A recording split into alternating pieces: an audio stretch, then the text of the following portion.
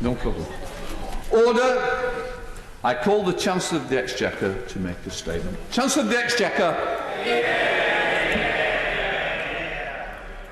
Mr. Speaker, I stood here in March saying I knew people were worried, and I know they're worried still. We have taken decisive action to protect our economy, but people are anxious about losing their job, about unemployment rising. We're not just going to accept this.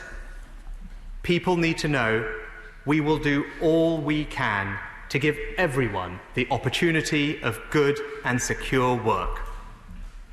People need to know that although hardship lies ahead, no one will be left without hope. So today we act with a plan for jobs. Our plan has a clear goal: to protect, support, and create jobs. It will give businesses the confidence to retain and hire, to create jobs in every part of our country, to give young people a better start, to give people everywhere the opportunity of a fresh start. Where problems emerge, we will confront them.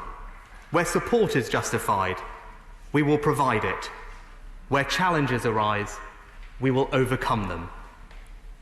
We entered this crisis unencumbered by dogma, and we continue in this spirit, driven always by the simple desire to do what is right. Mr. Speaker, before I turn to our plan for jobs, let me first outline the nature of the challenge. Our economic response to coronavirus is moving through three phases. In the first phase, beginning in March, the government announced social distancing measures and ordered businesses to close, halting the spread of the disease. We put in place one of the largest and most comprehensive economic responses in the world. Our £160 billion plan protects people's jobs, incomes, and businesses. We supported more than 11 million people and jobs through the job retention and self-employment schemes, alongside billions of pounds for the most vulnerable. We supported over 1 million businesses to protect jobs through tax cuts, tax deferrals, direct cash grants, and over 1 million government-backed loans. And we supported public services with new funding for the NHS, schools, public transport, and local authorities. In total, we have now provided £49 billion to support public services since this crisis began. Analysis I'm publishing today shows our interventions significantly protected people's incomes, with the least well-off in society supported the most. And this crisis has highlighted the special bond which holds our country together. Millions of people in Scotland, Wales, and Northern Ireland have been protected by the UK government's economic interventions, and they will be supported by today's plan for jobs. No nationalist can ignore the undeniable truth. This help has only been possible because we are a united kingdom. Mr. Speaker, 4 months on, as we carefully reopen our economy, we are entering the second phase of our economic response. Despite the extraordinary support we've already provided, we face profound economic challenges. World economic activity has slowed, with the IMF expecting the deepest global recession since records began. Household consumption, the biggest component of our economy, has fallen steeply. Businesses have stopped trading and stopped hiring. Taken together, in just 2 months, our economy contracted by 25%, the same amount it grew in the previous 18 years. And the Independent Office for Budget Responsibility and Bank of England are both projecting significant job losses, the most urgent challenge we now face. I want every person in this House and in the country to know that I will never accept unemployment as an unavoidable outcome. We haven't done everything we have so far just to step back now and say job done. In truth, the job has only just begun. Mr. Speaker, if the first phase of our economic response was about protection, and the second phase, the phase we're addressing today, is about jobs, there will come a third phase where we will rebuild. My right honourable friend, the Prime Minister, has set out our vision to level up, unite the country, spread opportunity, and repair and heal the wounds exposed through this crisis. I can tell the House we will produce a budget and spending review in the autumn. And we will deal too with the challenges facing our public finances. Over the medium term, we must and we will put our public finances back on a sustainable footing. In other words, our plan for jobs will not be the last action. It is merely the next in our fight to recover and rebuild after coronavirus. Mr. Speaker, let me now turn to the detail of our plan for jobs. Central to our economic response has been the Jobs Retention Scheme. Furlough has been a lifeline for millions, supporting people and businesses to protect jobs. But it cannot and should not go on forever. I know that when furlough ends, it will be a difficult moment. I'm also sure that if I say the scheme must end in October, critics will say it should end in November. If I say it should end in November, critics will just say December. But the truth is, calling for endless extensions to the furlough is just as irresponsible as it would have been back in June to end the scheme overnight. We have to be honest. Leaving the furlough scheme open forever gives people false hope that it will always be possible to return to the jobs they had before. And the longer people are on furlough, the more likely it is their skills could fade and they will find it harder to get new opportunities. It is in no one's long-term interest for the scheme to continue forever, least of all those trapped in a job that can only exist because of a government subsidy. So the furlough will wind down flexibly and gradually, supporting businesses and people through to October.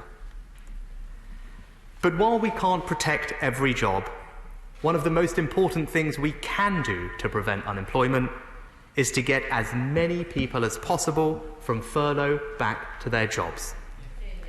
So today, we're introducing a new policy to reward and incentivise employers who successfully bring furloughed staff back. A new Jobs Retention Bonus. If you're an employer and you bring someone back who was furloughed and you continuously employ them through to January, we will pay you a £1,000 bonus per employee. It is vital that people aren't returning just for the sake of it. They need to be doing decent work. So for businesses to get this bonus, the employee must be paid at least £520 on average in each month from November to January, the equivalent of the lower earnings limit in national insurance. The House should understand the significance of this policy. We will pay the bonus for all furloughed employees. So if employers bring back all 9 million people who have been furloughed, this would be a £9 billion policy to retain people in work. Our message to business is clear. If you stand by your workers, we will stand by you. Mr. Speaker, the furlough was the right policy to support people through the first phase of this crisis. But now, in this new phase, we need to evolve our approach. Today, I want to set out for the House a new 3-point plan for jobs. We need to first support people to find jobs. Second, create jobs. And third, protect jobs. Mr. Speaker, let me start with supporting jobs, and in particular, the help we want to provide for those who will be hardest hit by this crisis, younger people. Over 700,000 people are leaving education this year. Many more are just starting out in their careers. Coronavirus has hit them hard. Under 25s are 2.5 times as likely to work in a sector that has been closed. We cannot lose this generation, so today I am announcing the Kickstart scheme, a new programme to give hundreds of thousands of young people in every region and nation of Britain the best possible chance of getting on and getting a job. The Kickstart scheme will directly pay employers to create new jobs for any 16 to 24-year-old at risk of long-term unemployment. These will be new jobs, with the funding conditional on the firm proving these jobs are additional. These will be decent jobs, with a minimum of 25 hours per week paid at least the national minimum wage, and they will be good quality jobs, with employers providing Kickstarters with training and support to find a permanent job. If employers meet these conditions, we will pay young people's wages for 6 months plus an amount to cover overheads. That means for a 24-year-old, the grant will be around £6,500.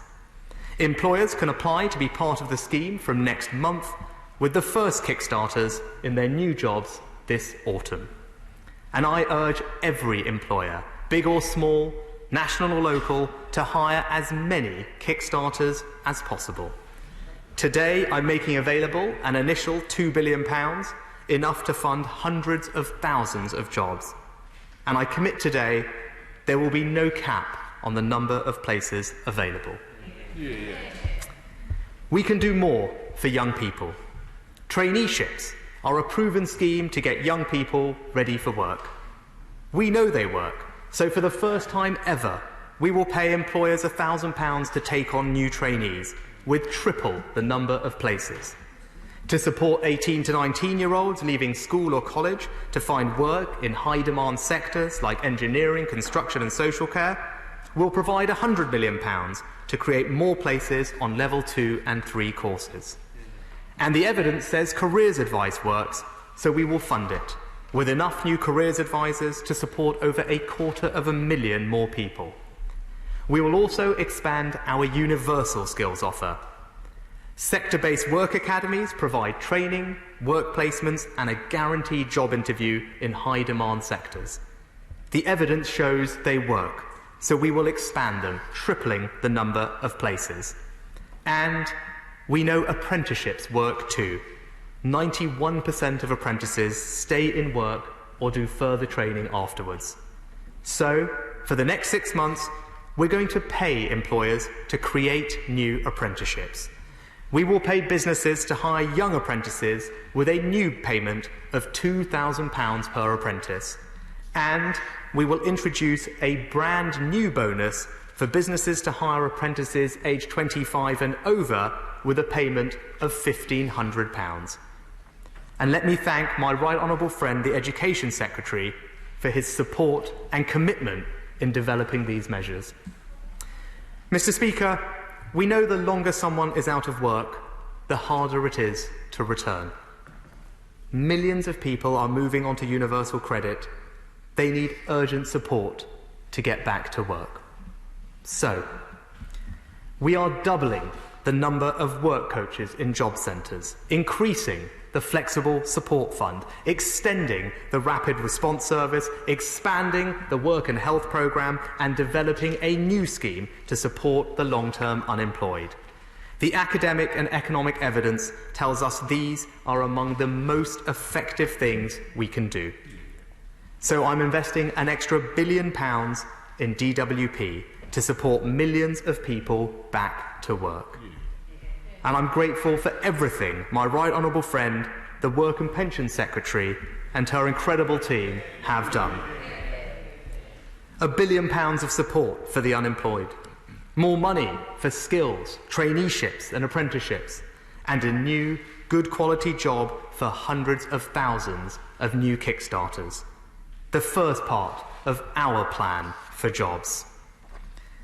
Mr. Speaker, the second part of our plan is to support job creation.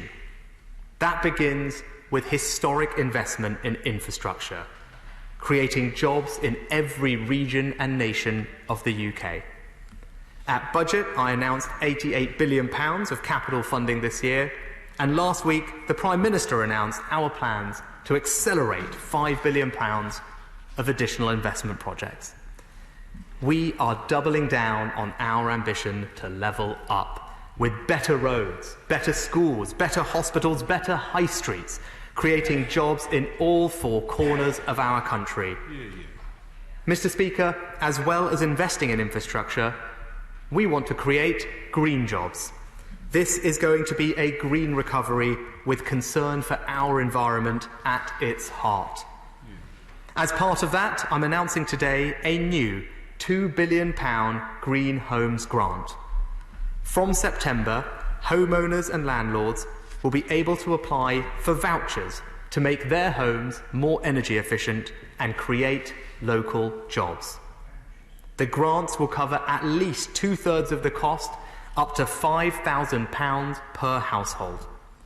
And for low-income households, we'll go even further with vouchers covering the full cost, up to £10,000. On top of the £2 billion voucher scheme, I'm releasing £1 billion of funding to improve the energy efficiency of public sector buildings, alongside a £50 million fund to pilot the right approach to decarbonise social housing. Taken together, we expect these measures to make over 650,000 homes more energy efficient, save households up to £300 a year on their bills, cut carbon by more than 0.5 megatonne per year, equivalent to taking 270,000 cars off the road, and most importantly right now, support around 140,000 green jobs. A £3 billion green jobs plan to save money, cut carbon and create jobs. Mr. Speaker, one of the most important sectors for job creation is housing. The construction sector adds £39 billion a year to the UK economy. House building alone supports nearly 750,000 jobs, with millions more relying on the availability of housing to find work. But property transactions fell by 50% in May. House prices have fallen for the first time in 8 years, and uncertainty abounds in the market, a market we need to be thriving. We need people feeling confident to buy, sell, renovate, move and improve. That will drive growth. That will create jobs. So, to catalyse the housing market and boost confidence, I have decided today to cut stamp duty. Right now, there is no stamp duty on transactions below £125,000. Today, I am increasing the threshold to £500,000. This will be a temporary cut running until the 31st of March next year. And, as is always the case, these changes to stamp duty will take effect immediately. The average stamp duty bill will fall by £4,500. And nearly 9 out of 10 people buying a main home this year will pay no stamp duty at all. Stamp duty cuts, a £5,000 Green Homes grant, and tens of billions of pounds of new capital projects. We are creating jobs, the second part of our plan for jobs. Mr. Speaker, the final part of our plan will protect jobs that already exist by helping some of our highest employing but hardest hit sectors, hospitality and tourism. Our economy relies on consumption, especially social consumption. The pubs, cafes, restaurants, hotels and B&Bs that bring life to our villages, towns and cities. Taken together, these sectors employ over 2 million people, disproportionately younger, women and people from Black, Asian and minority ethnic communities. And many rural and coastal communities rely on these industries.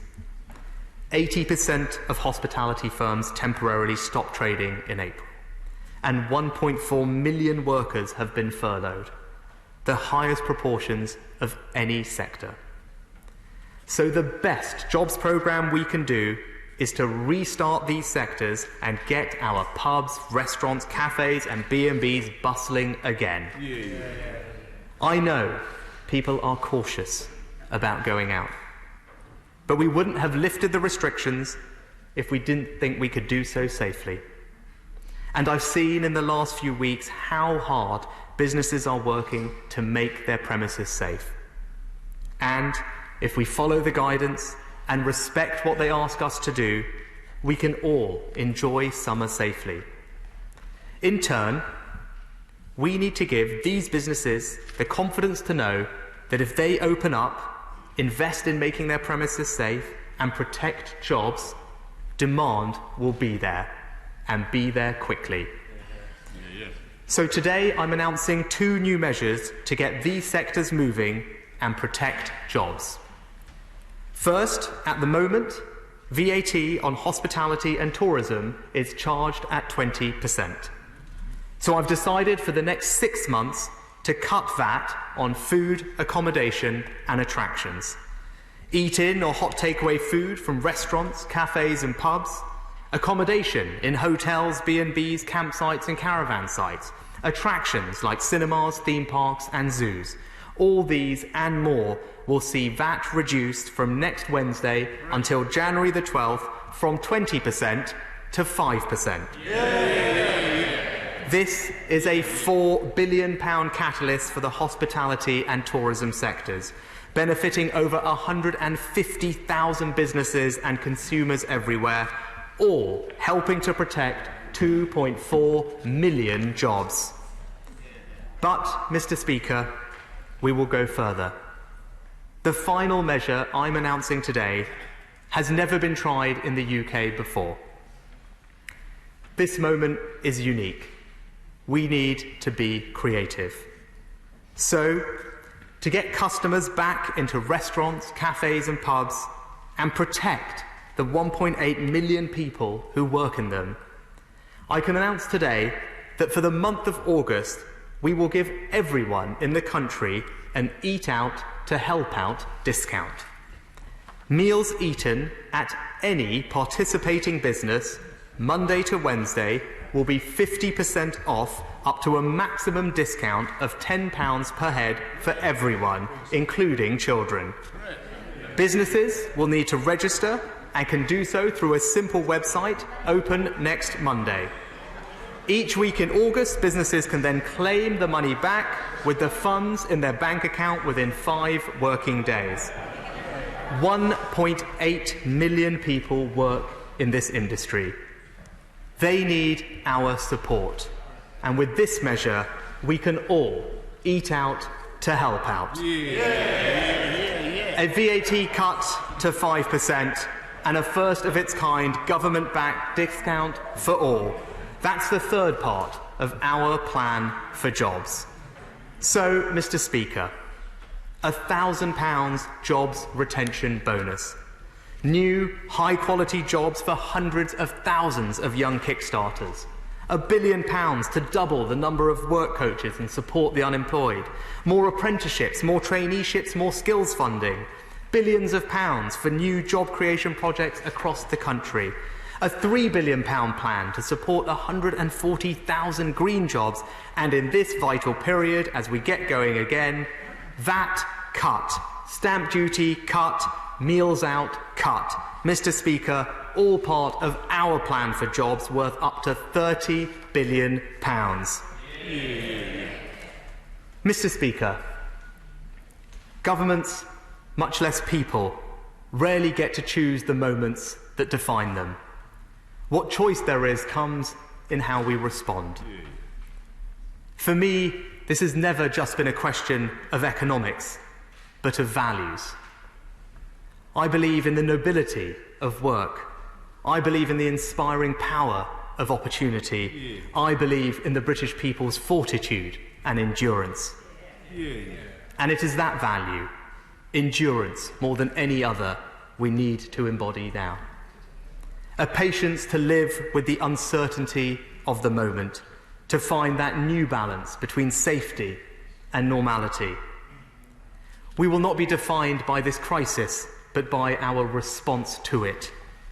It is an unambiguous choice to make this moment meaningful for our country in a way that transcends the frustration and loss of recent months. It is a plan to turn our national recovery into millions of stories of personal renewal. Mr. Speaker, it is our plan for jobs, and I commend it to this House.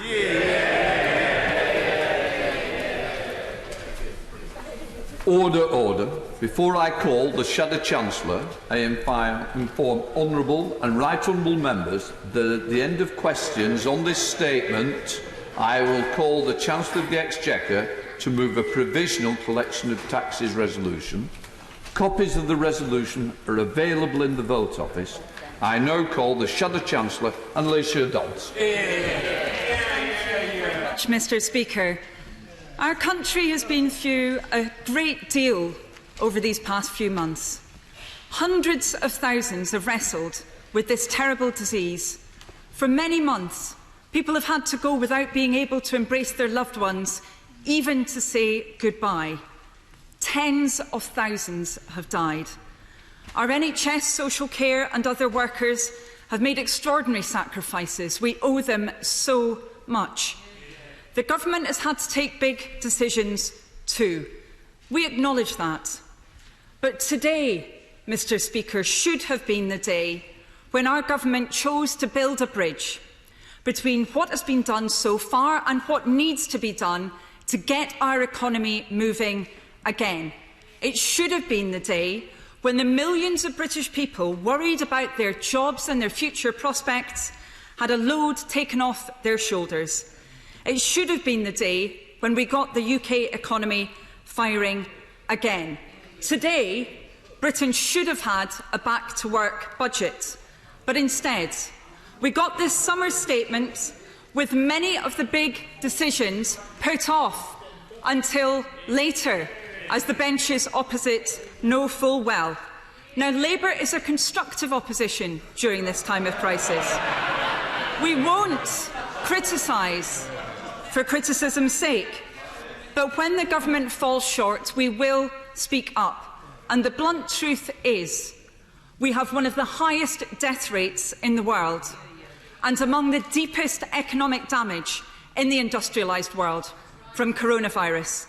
So the very first thing the Chancellor must do is prevent additional economic damage due to the slow public health response of his government. As we've seen throughout this crisis, the failure to match soaring rhetoric with meaningful action has consequences for people across our country. Despite all its talk, the government has failed to create a fully functioning test, track and isolate system. This has damaged public confidence and, in turn, harmed consumer demand.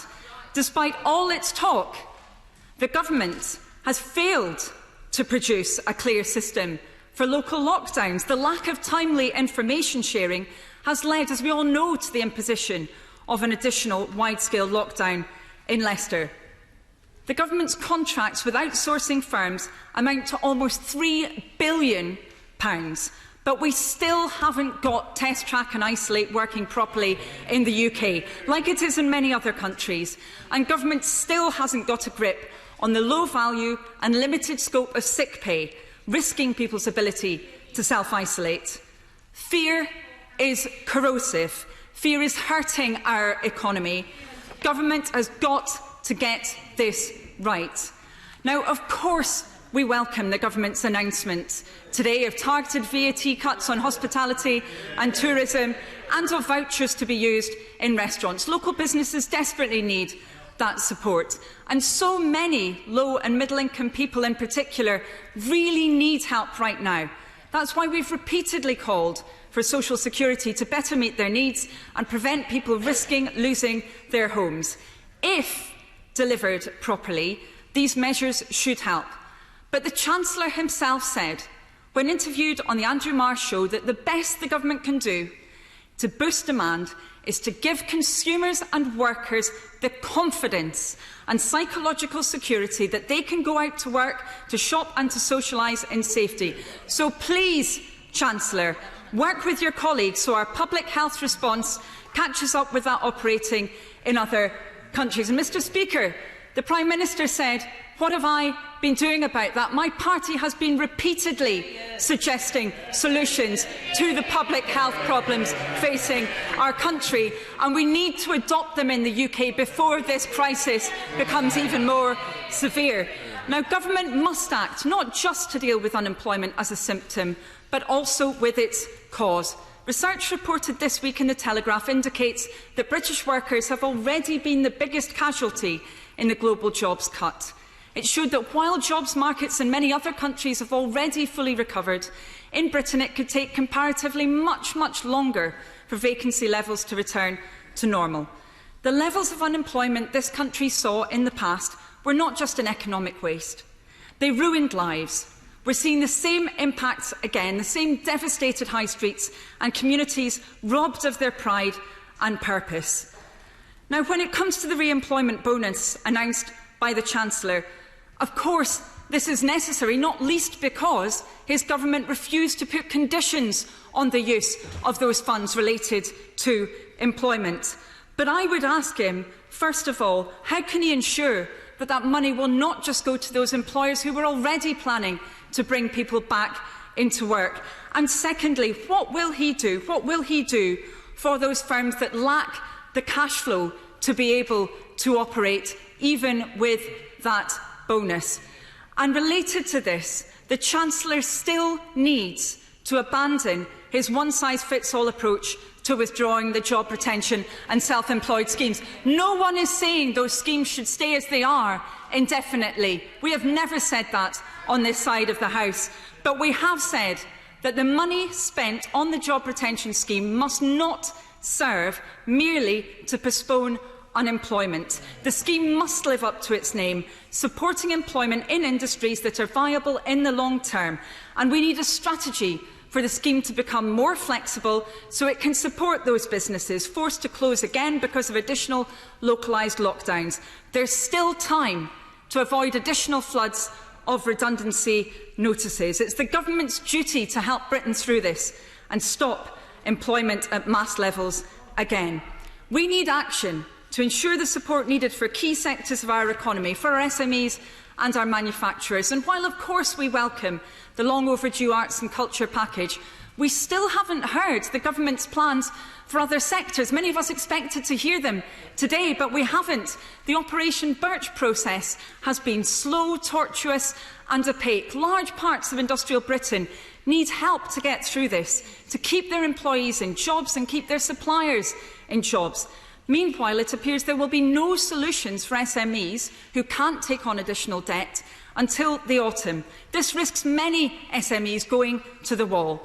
Until now, the Chancellor has described a targeted sectoral approach as the Treasury picking winners. But the necessary public health measures have created losers. As the Chancellor himself said just now, the government required many businesses to shut down to prevent the spread of this disease. Supporting businesses that are viable in the long run but currently starved of cash flow is not a matter of picking winners. It's about protecting our country's economic capacity for the future. Failure to do so, to make the job retention and self-employed schemes more targeted and focused and to support viable businesses, is driving up unemployment in this country. The claimant count is on course to top 3 million people in June, the highest number since the previous record in 1986. This is the Chancellor's record, and one which cannot and must not be worsened. Now, where unemployment arises as a symptom of economic damage, more must be done to help. Now, Labour repeatedly called for government to match the ambitions of Labour's Future Jobs Fund and Welsh Labour's Jobs Growth Wales programme. And finally, government has come forward with a scheme apparently modelled on them, the Kickstart scheme. The Conservatives, of course, cancelled the Future Jobs Fund. It's taken them almost 10 years to catch up, and as with their belated adoption of our call for jobs, jobs, jobs, perhaps this gives a new meaning to the phrase Project Speed. But we need to make sure now that that Kickstart scheme provides genuinely additional opportunities for young unemployed people. And government must also recognise the specific challenges faced by older job seekers, many of whom are becoming unemployed for the first time, and those based in especially hard-hit places. Reimposing sanctions now is punitive and counterproductive when job seekers need support. Now, we must be ambitious for the future of our country's economy. Our ambition should not just be to build our way out of this, but to do so in a greener and cleaner way. For this, we need more than the reheated announcements by the Prime Minister last week. Of course, the investment announced was welcome, not least because much of it was already committed to by the government. And core elements are missing. 50 million to support retrofitting in social homes, for example, is just a seventh of what the Conservatives said they would be spending every year. And the muddled confusions over stamp duty over the last 48 hours reflect a broader lack of strategy when it comes to house building, particularly for genuinely affordable and social homes. Overall, the UK's green investment package barely touches the sides of other countries' commitments. Even with what was announced today, it only equates to only just over the value of Germany's investment in one green technology alone, hydrogen. The Committee on Climate Change indicated how far behind the UK is in the race to decarbonise.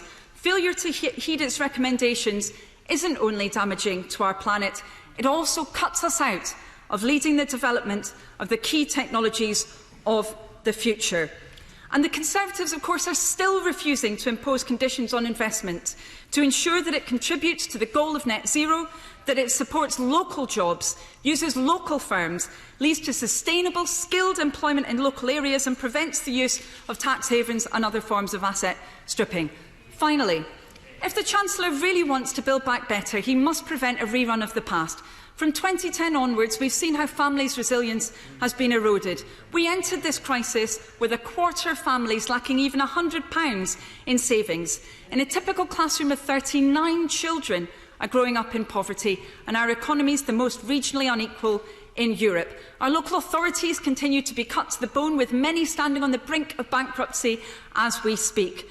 And rather than the promise that our NHS and social care services would get whatever they needed this winter to weather a potential second wave, those words were conspicuously absent from the Chancellor's speech just now. Now, politicians in this House have gone out on our doorsteps to clap key workers while the lowest paid have struggled to keep a roof over their heads.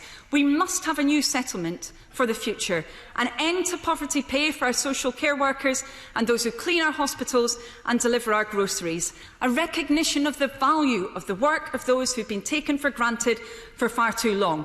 Now, there were some initial press reports that the government was due to announce generalised tax increases or cuts to services this autumn, contradicted by the Prime Minister, who rejected whatever had apparently been briefed out by the Treasury. It's happened quite a few times. Well, I say to the government, if it does increase taxes during the recovery and cuts back on the public services we all rely on, this will damage demand and inhibit our recovery. Labour is not calling for tax rises. We are calling for growth. Now, the Tory manifesto committed to no rises in income tax, national insurance or VAT, and therefore it is for the Conservatives to set out how any additional spending will be paid for. It's the Chancellor's job to make sure the economy bounces back from this crisis so there's money in the coffers to protect the public finances. Now, last week, Mr Speaker, the Chancellor's colleague, the Prime Minister, tried to claim the mantle of FDR, as we all know.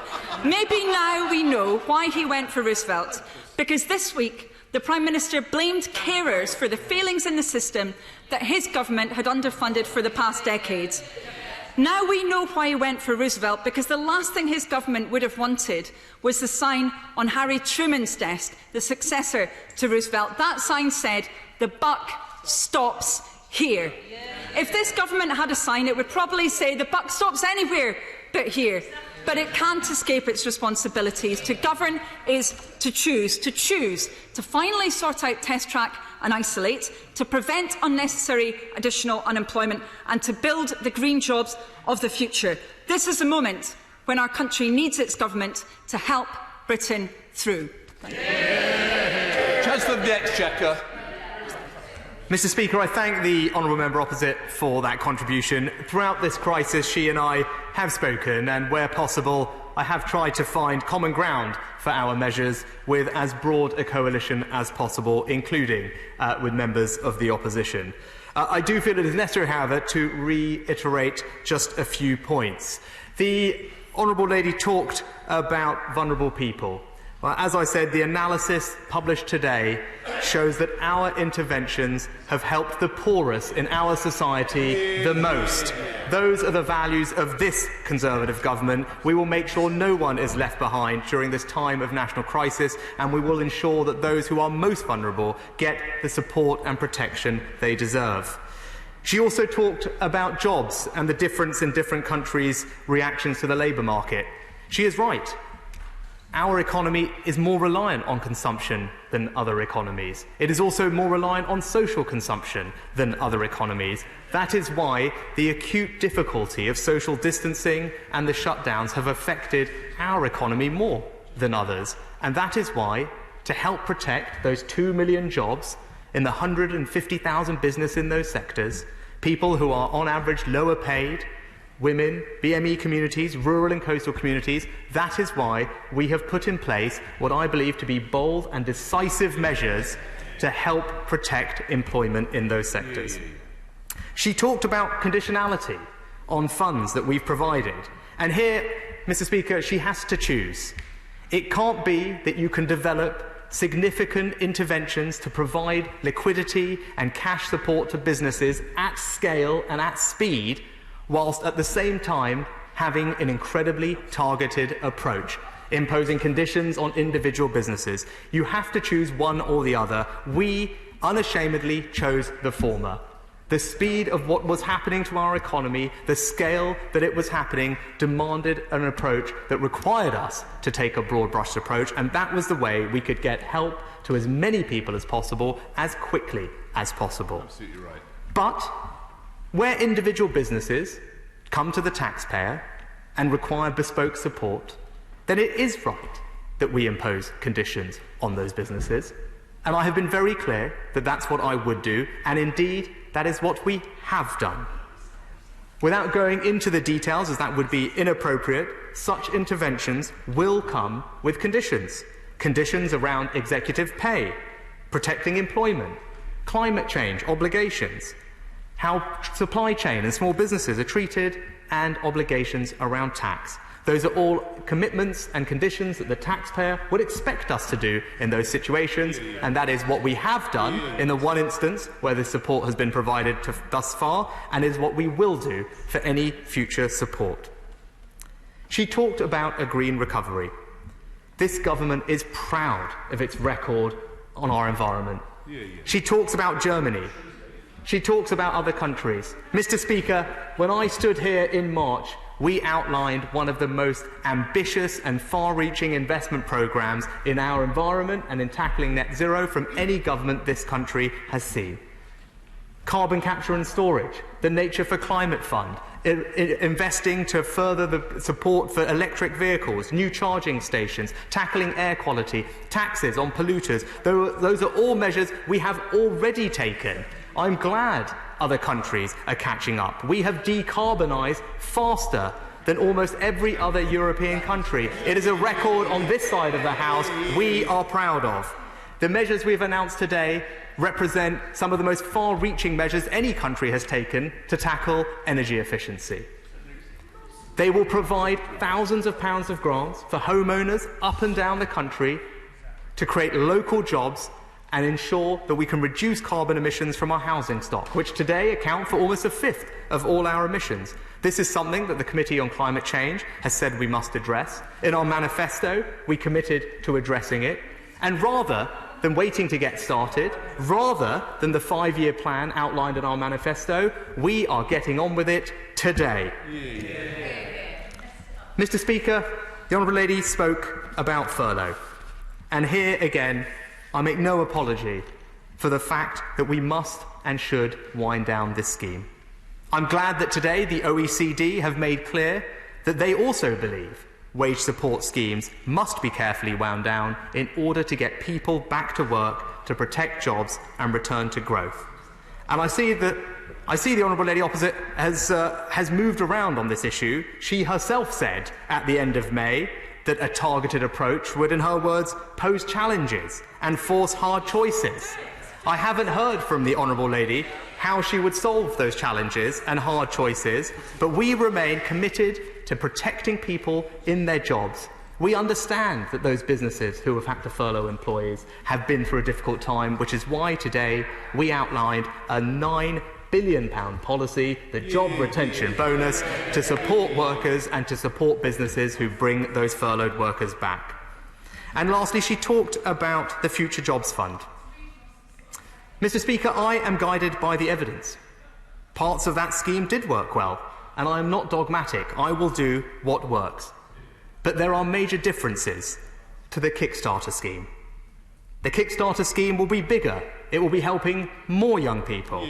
It will be broader, involving the private sector, and it will be better value for the taxpayer, ensuring less money is spent on administration fees and more money in the pockets of young people working. Mr. Speaker, we have questions from the member opposite. We have opinions from the member opposite. Last week, we even had tests from the member opposite. The one thing we don't have from the member opposite is a plan. I closed my statement by saying this government was making an unambiguous choice to make this moment meaningful for our country. Now the party opposite must choose. Do they believe, as we do, that Britain has the energy and power to bounce back? Do they have confidence, as we do, in our incredible public services? Do they believe, as we do, in the enterprising spirit of British business? If they do, then they should do what is right and back our plan for jobs. Come to the Chair of the Select Committee, Mel Stride. Mr. Speaker.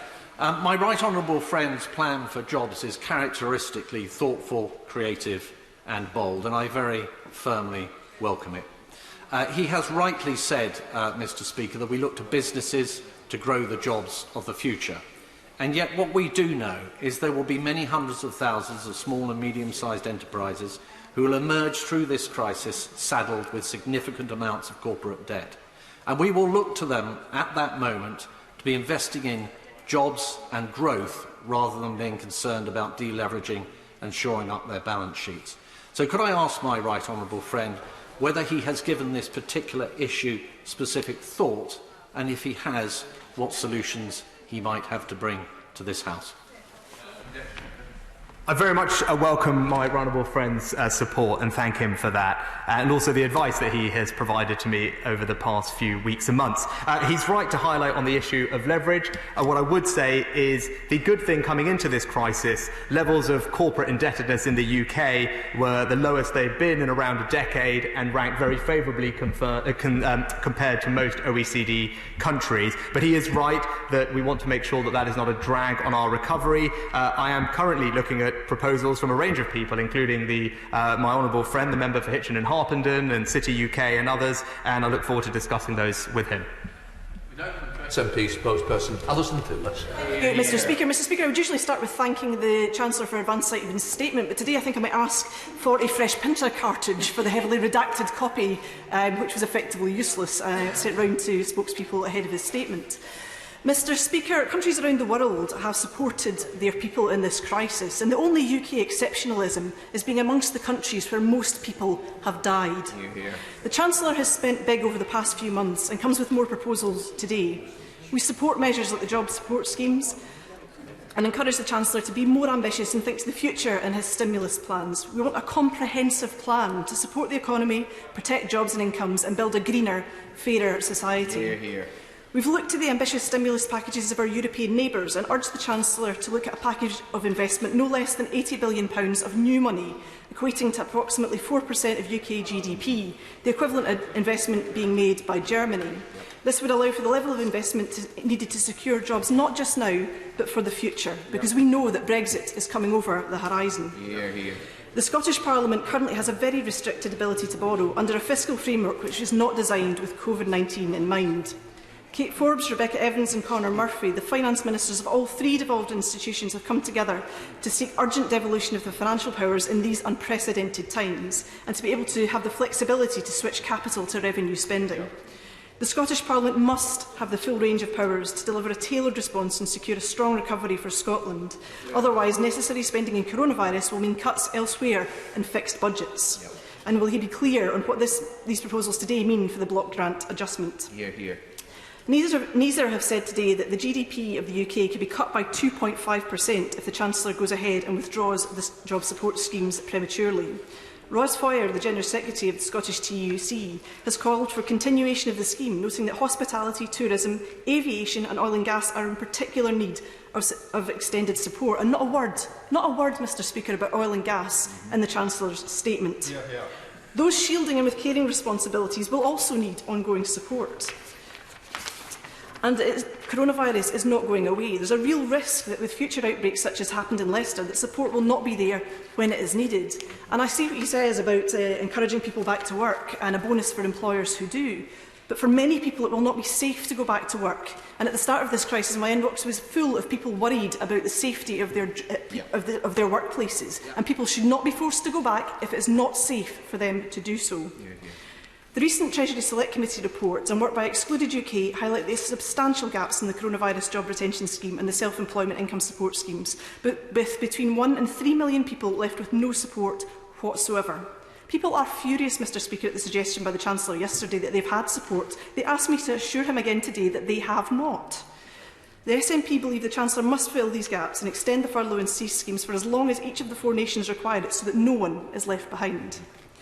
A report by the Social Mobility Commission last week warned that UK child poverty is projected to increase to 5.2 million by 2022, with COVID-19 adding to this problem. Now is the time, Mr Speaker, to strengthen measures to reverse rising child poverty, including a £20 per week increase in the child element of universal credit and child tax credits. This will help families put food on the table and clothes on children's back at a time when many are struggling. Mr Speaker, these parents are not eating out. Some of these parents are barely eating at all. Hear, hear. The Tories must also scrap the callous two-child cap, re-establish child poverty targets, introduce a real living wage for all ages and roll out an emergency basic payment plan to protect families.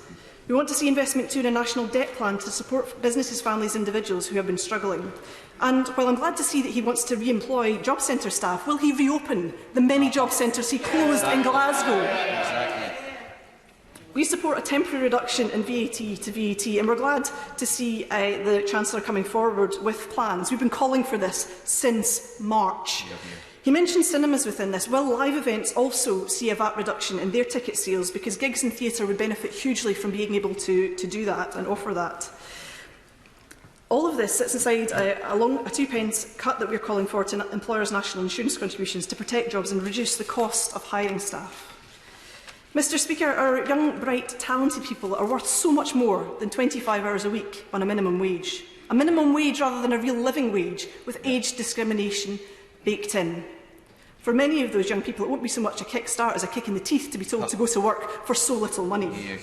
Those aged between 16 and 24 have bills to pay too, and they deserve fair pay for their work. I note that he quoted the higher band, the 24-year-old band, not the £6.45 an hour for younger people, or the £4.55 that 16 and 17-year-olds get. An absolute pittance, Mr Speaker, and there should be a real living wage for all. Can he confirm whether, if, as has been trailed, that this plan is tied to universal credit, will sanctions be applied to those who don't take it up? What will happen to those shielding or with caring responsibilities? What will happen to those not currently on universal credit? Will it be open to them? And what commitment has he made on employers not to fire older, more expensive staff in favour of people on this scheme? And what will happen after 6 months? And Mr Speaker, what is open to older people to help them continue in employment? Many young people are already employed in sectors where right now jobs are disappearing. Many are already on furlough. Wouldn't it be less disruptive to maintain that link with employers rather than make them start over? On the voucher scheme that he proposes on green plans, this, Mr Speaker, is relatively speaking tinkering. If you look at the comprehensive work that KfW in Germany has done to change the whole conversation around green investment. Mr Speaker, we want to put significant and sustained investment in the future in the heart of these plans and to ensure that Scotland has the widest possible range of powers to tackle COVID-19. Only by doing this, Mr Speaker, can we avoid the worst of this storm and protect both businesses and the health and well-being of our people. Hear, hear. Thank you, Mr Speaker, and I thank the Honourable Lady for her questions. Perhaps I can just run through them as quickly as I can. She asked about the block grant adjustment. The OBR will do final costings for these policies in the coming week, and once those costings have been done, the block grant would be adjusted as quickly as is possible, but it should be done based on OBR costings, as is normal for these matters. She asked about Barnet. I'm pleased to tell the House that the sum total of Barnet funding for Scotland as a result of all the interventions through this crisis now totals £4.6 billion. Which is going to support similar measures in Scotland as we're providing elsewhere. She asked about the inclusion of different businesses in the VAT cut for attractions. I can refer her to Principal VAT Directive Annex 3, Paragraph 7, where the existing legislation is drawn. The guidance will be published tomorrow for SIs to be laid next week and to come into force on Wednesday, but that paragraph has the full range covered in our existing legislation. In terms of investment, this is right. It is absolutely important that we do invest in our future. It's something that matters very keenly both to me but indeed also to the Prime Minister, and which is why in the budget we delivered on the Prime Minister's ambitions to level up in every part of this country with investment plans that tripled the amount of investment in our country from the last 4 decades. It is a significant commitment of our level of ambition and support for every part of this United Kingdom, building the prosperity for the future by having an investment revolution, and she can be reassured we remain absolutely committed to that goal. She asked also about support for those who are older. What I can say to her is for the, not quite the first time, but the only other time we did it was very time-limited time as well, we are introducing a payment to businesses to take on apprentices over the age of 25, £1,500 per apprentice taken on. That is for the simple reason that whilst most people think of apprentices as young people, 44% or so of new apprentice starts are actually over the age of 25, and it's important that we provide that financial incentive at this time of economic distress to try and create as many new apprenticeships as possible, including for those who are older, who will also benefit, of course, from all our other universal skills interventions that my right honourable friend, the Pension Secretary and Education Secretary, will take forward. More broadly, I would close, Mr Speaker, by saying the measures I announced today, the jobs retention bonus for furloughed employees, the Kickstart scheme, the VAT cut and the Eat Out to Help Out discount, all incredibly significant interventions. All of them benefit the entire United Kingdom. And it is important to note, as I've heard from the Honourable Lady and other members of her party, how important tourism is to the Scottish economy. It's something my Scottish colleagues have made very clear to me. Rural communities, especially coastal communities, they disproportionately play an important part in the Scottish economy. These measures, Eat Out to Help Out and the VAT reduction for these economies, will be absolutely vital in driving the growth of Scotland going forward. And again, a reminder to everyone, we are stronger together, one United Kingdom. Peter Bottomley. Mr Speaker, can I welcome the positive approach the Chancellor and the Government are taking? I think that if we were to ask, and many MPs won't be able to ask questions now, would want to share with me the view that we should be green, red and blue. Green in having economically and environmentally sustainable ways of getting the economy to come back. Red to watch out for things we should not be doing, and blue as a way of being colourblind and trying to make sure that whether in the coast or in the countryside or in the cities, people get the opportunities. I hope that the Chancellor will actually pay attention to what the Honourable Lady for the SNP said about the excluded. The new all-party group is very concerned about those who have not been caught up by some of the support schemes. They need help, and I hope the Chancellor will find some way of bringing them forward as well. If I can just use one example of the red, what not to do, I'm putting down an early day motion, a prayer, against a statutory instrument, 2020-632, which goes under the name of Town and Country Planning, Permitted Development, Miscellaneous Amendments, England, Coronavirus Regulations. That allows 2 stories to be built on blocks of flats between 1948 and 2018. I don't have a personal interest in this, by the way. And potentially, this will wreck the lives of leaseholders who want to get their freehold, put the price up so that people like Vincent Cengiz can go stuffing his pockets again at the risk of the pockets of expensive leaseholders. And I ask my honourable friend to look at this and say, can there be a better housing advisor in Number 10 and in Ministry of Housing to make sure they don't get things wrong again? Thank you, Mr. Speaker. I'm grateful to my honourable friend's support, and I'm very happy to talk to him about the matter that he raised. But also, I do agree with him, and he is something he has championed for a long time. This must be a green recovery, and it will be a green recovery. David. Can I thank the Chancellor for the positive measures he has announced? But why was there absolutely nothing serious for the self-employed? And, Mr. Speaker, with unemployment rocketing perhaps up to 3 million, and with the climate emergency already hitting us, why is the Chancellor's ambition for a green recovery so small? Surely, Mr. Speaker, we need far more green jobs now and in the future. Why isn't it being as radical as European countries like Germany and France, with a massive green fiscal stimulus for the technologies and industries of the future, and even his own home insulation plan? Surely, Mr. Speaker, it should be 3 times as big, lasting 5 years, to get the real investment in our homes, to decarbonise and get the green jobs for our young people and for every community across our country.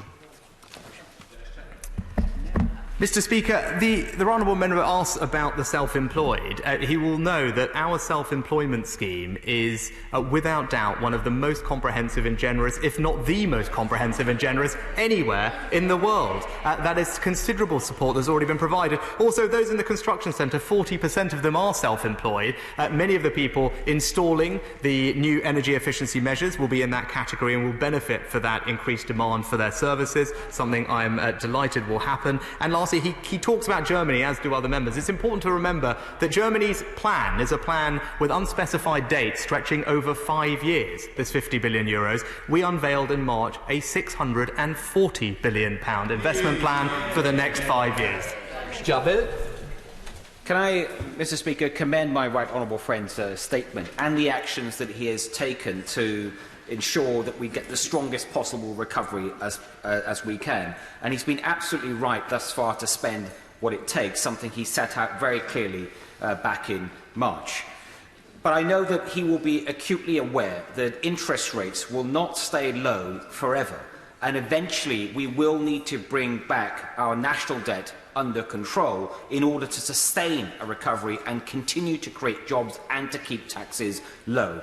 So can I encourage my right honourable friend in his autumn budget to set out new fiscal rules with an aim of getting our national debt down as a proportion of our national income by the end of this Parliament? I thank my right honourable friend for his kind support and also his advice. And he is, of course, absolutely right. And I hope he was heartened by what he heard me say in the statement about the importance of returning in the medium term our public finances to a sustainable footing. We can and we will do exactly that. And he was right to highlight the sensitivity of our debt to interest rates, which was why he was right to introduce into our fiscal framework the notion of an interest service rule, which is something that I will look at keenly in the coming months. Samuel Wilson. Thank you, Mr. Speaker. Can I welcome the announcements which the Chancellor has made today to undo some of the economic damage caused by the actions taken to deal with the health crisis? And can I also echo the point which he has made, that these measures benefit places like Northern Ireland only because we are part of the 5th biggest economy in the world, and we have got the umbrella of the UK to protect us against these kind of economic crises. I'm sure that the hospitality industry will welcome the measures which he has announced today, albeit that they are quite time limited. I think the clothes shops might welcome it as well, because once we've eaten our way through a month's half-priced meals, we might all be visiting them. But there's one sector which is important to Northern Ireland in terms of its export potential, high-value jobs, tourism importance, and connectivity with the rest of the United Kingdom, and that's the aerospace and the aviation sectors. There hasn't been anything mentioned today about those sectors, and the Chancellor has said these are the first of his steps. I hope that we will in future see, and very quickly, see some actions taken to deal with those. Yeah, thank you, Mr. Speaker. I'm very grateful for the honourable member's support. And perhaps alongside the Eat Out to Help Out, we can make progress on reopening our gyms. So at the same time, we can deal with that side of the equation. And he's absolutely right. Obviously, airlines and aviation are experiencing a very difficult period of time. I remain in close contact with the industry and indeed individual companies to understand what is happening. And if there are things that we can and should do, of course, we will. Thank you, Mr. Speaker. Many on the opposition benches would have us extend furlough indefinitely, which is simply extending false hope. Does my right honourable friend agree that bold demand-side measures like Eat Out to Help Out and the VAT cut are much better ways to protect jobs and to protect our much-loved businesses? My honourable friend is absolutely right. The OECD also agrees with her. We should not be peddling false hope to people. We should be providing for them a better future, and that is what our interventions today do. Thank you.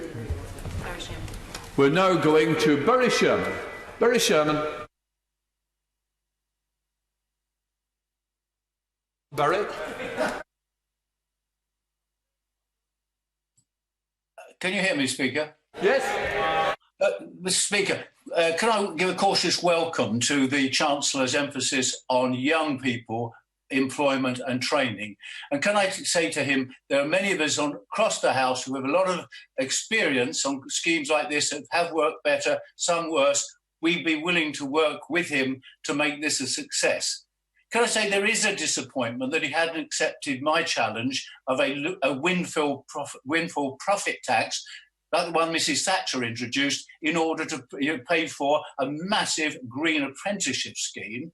But lastly, on a very serious point, if we're going to train these young people, we've got to have the capacity to train them. Further education colleges are in deep trouble. They need help now. Private trainers, like some of them in my constituency, are struggling to maintain their existence. Will he look at that urgently? We need the trainers to train these young people. Thank you, Mr. Speaker. I think the honourable member will be pleased to know I'm very happy to take advice on how best to design these schemes. I think he will hopefully take some comfort that I was just talking to Francis O'Grady from the TUC. I'm very open to hearing advice from unions who I know were also involved in helping to design previous schemes. With regard to green jobs, the measures today that we've announced will help protect 140,000 green jobs. I agree with him about the importance of training, which is why in the budget we announced £400 million, I believe, extra for further education colleges funding this year, and an ambitious plan to upgrade the entire FE estate over the coming years. Thank you, Mr. Speaker. My constituents in North West Durham and across the country will welcome the massive cash boost for employers who both hire our young people and protect employees with our new job retention bonus. Does my right honourable friend agree with me that alongside the confidence and demand boost that his VAT cut and other measures delivered in this extra budget, that these measures on employment show that it is this Conservative government that is putting jobs at the heart of our recovery from the global coronavirus pandemic?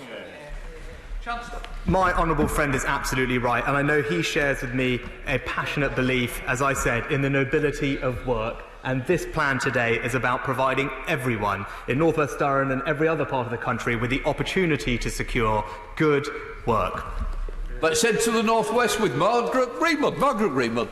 Thank you, Mr. Speaker. This week saw the first meeting of the APPG for the excluded, the estimated 3 million people who've missed out on government support and are facing real financial hardship. I note the Chancellor has avoided answering questions on this matter so far today. Now, can I explain to him the excluded includes people on zero-hour contracts, directors of small companies paying themselves through dividends, and many self-employed people.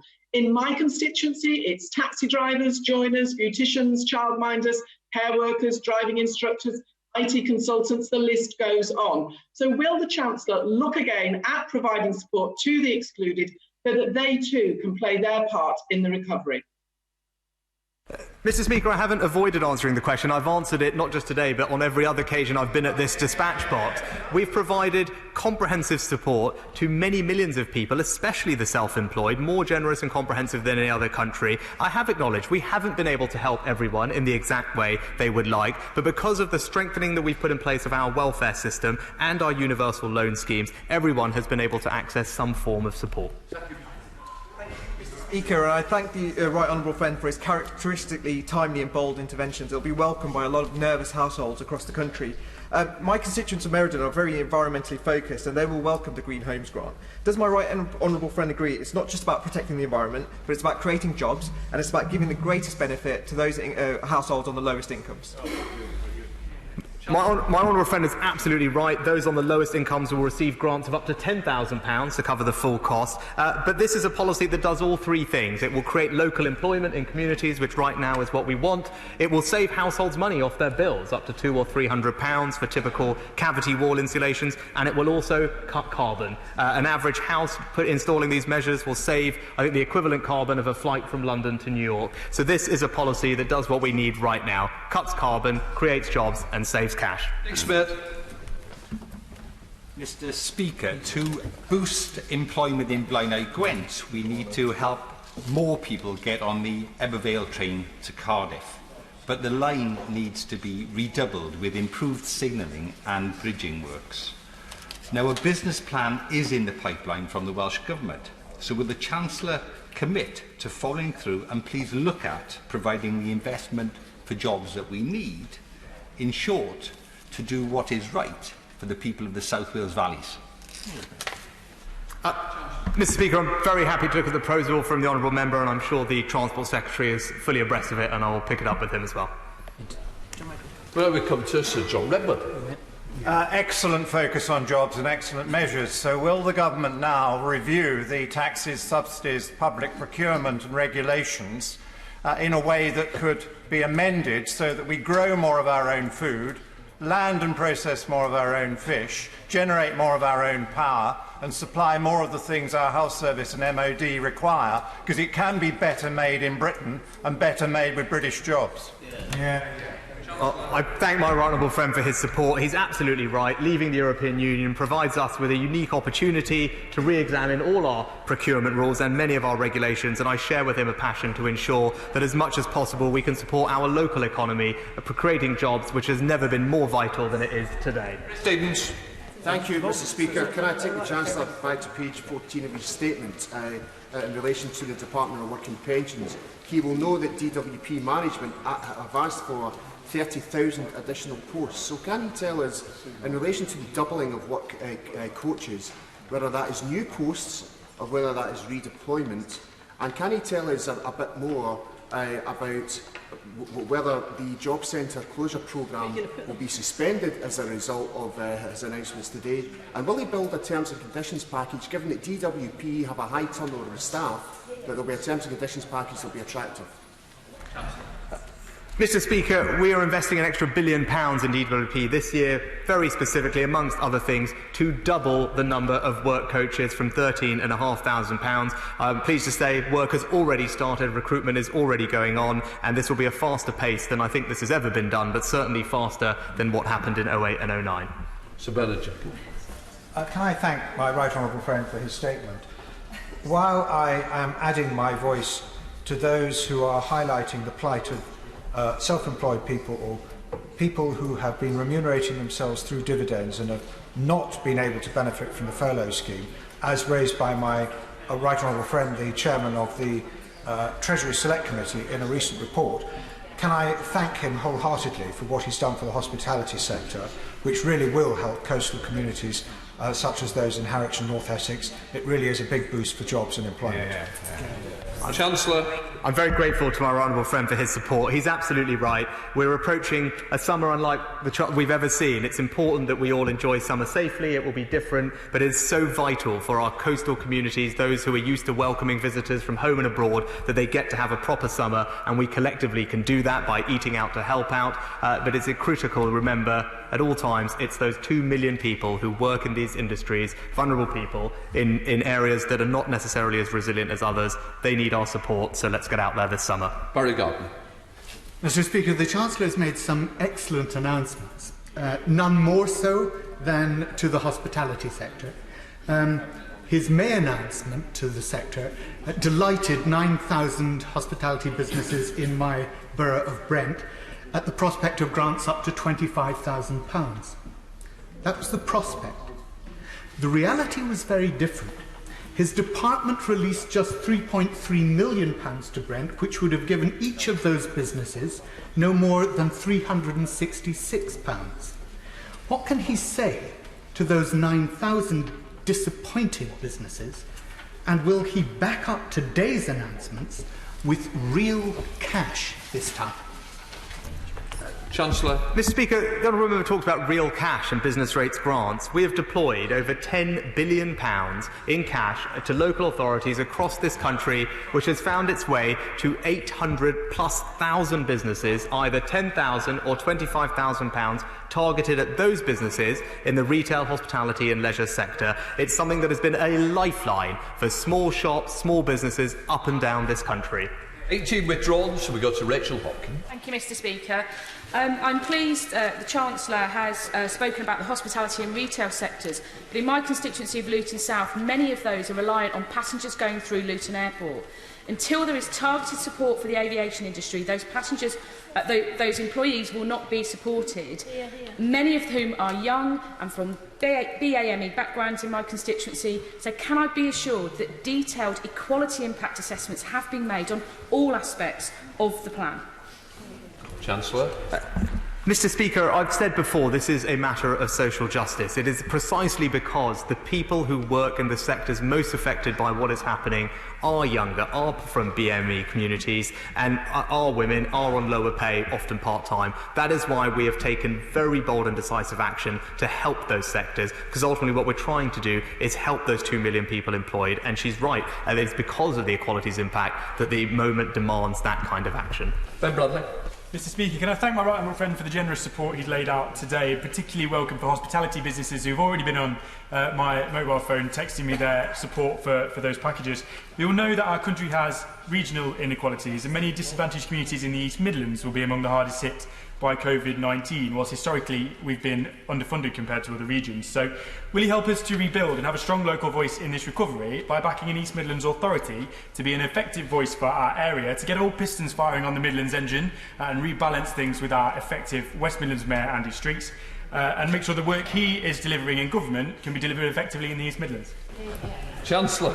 Well, I thank my honourable friend for his question, and I'm loath to get involved in an East-West Midlands spat, but I very much encourage him in his efforts, and he makes an important point about the importance of local leadership. As we think about our recovery, it will be local leaders, it will be town councils, parish councils, local authorities, LEPs, all driving forward our recovery one area at a time. Heading to Scotland with Kenny McCaskill. Kenny McCaskill. Thank you, Mr. Speaker. As others have mentioned, and indeed the Chancellor has acknowledged, the least well-off have suffered disproportionately with the health effects of this virus, and they must not pay the price of the economic consequences. Will the Chancellor therefore ensure that the cost of these measures will not be borne by the poor and low-paid, instead will be met by those with wealth and assets, whether in land and property here or in tax havens abroad, as so many chums in the Cabinet seem to have? Chancellor.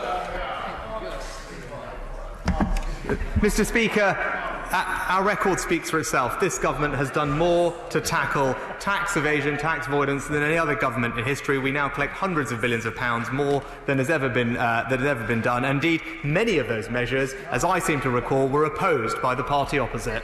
Thank you, Mr. Speaker. Can I thank my right honourable friend on behalf of many constituents in the Min Valley who have benefited from the measures he's brought in place during the coronavirus crisis and the ones that he's announced today.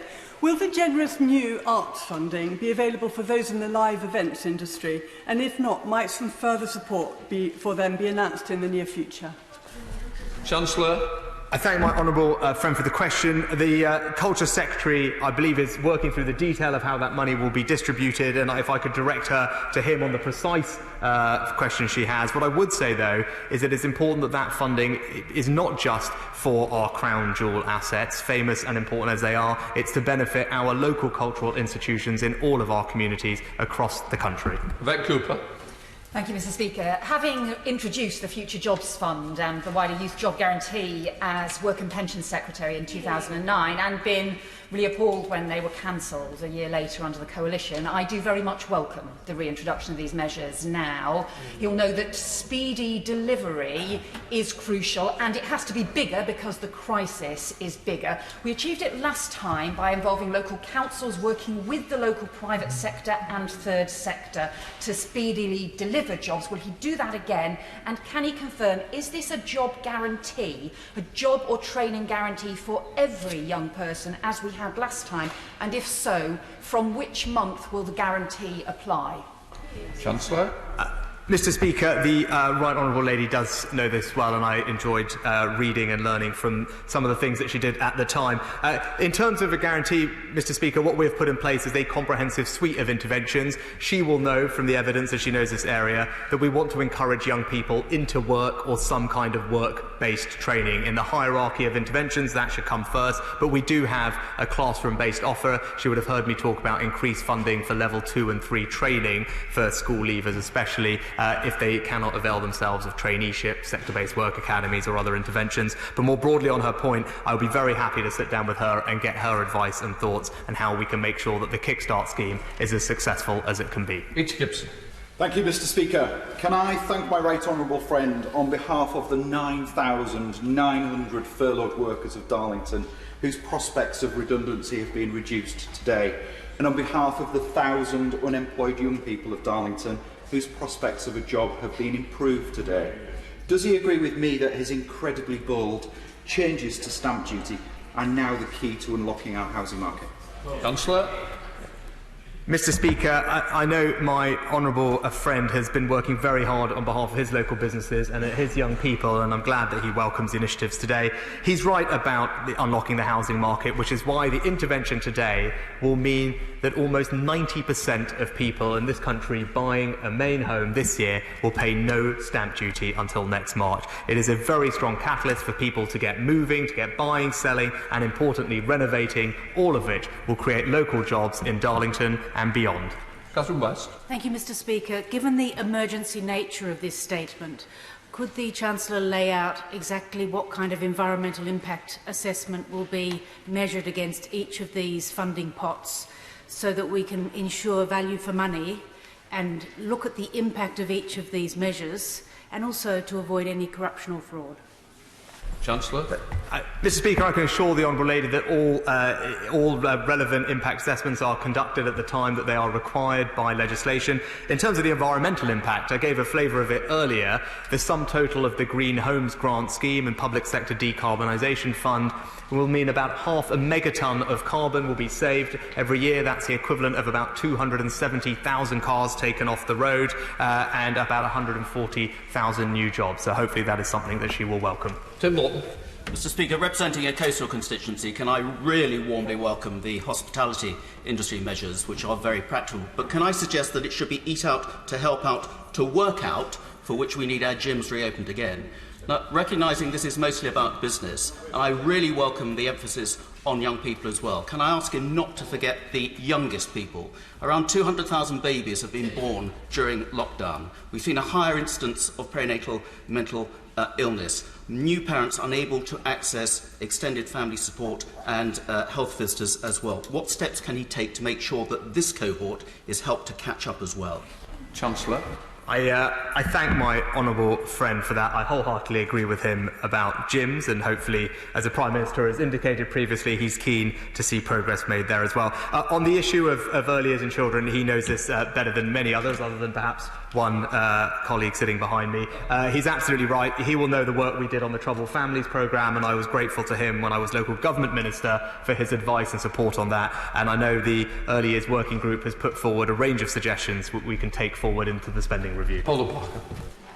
Thank you, Mr. Speaker. The coronavirus pandemic has laid bare the deep and systematic inadequacies of the current social care system and revealed the true extent of the impact underfunding, structural issues and market instability have had on the system's ability to respond and protect older people at a time of crisis. And despite the Prime Minister seeking to flagrantly blame our incredible social care sector for excess deaths this week, when will the Government get serious about caring for our most vulnerable and fund local authorities properly to bring social care services back in-house? Chancellor. Mr Speaker, in our manifesto we committed to an extra £1 billion a year for social care, and that's what we have delivered this year and will continue to do so. During this crisis we've provided £3.7 billion to local authorities and an additional £600 million for infection control in care homes. But as the Prime Minister has said, we remain committed to ensuring that local authorities and care homes get all the support that they need. Let us head to Bexley Heath and drop in on Sir David Evans. Thank you, Mr Speaker. I welcome my right honourable friend's statement and all the work he's done in the past months to preserve jobs and assist our businesses. Young people are at greater risk of unemployment at this time, and I welcome his plans to help 16 to 24-year-olds with his Kickstart scheme, traineeships and a better careers advice. Does he agree with me that these proposals will be good for them, good for our economy, and give real hope for the future with many more jobs? Chancellor.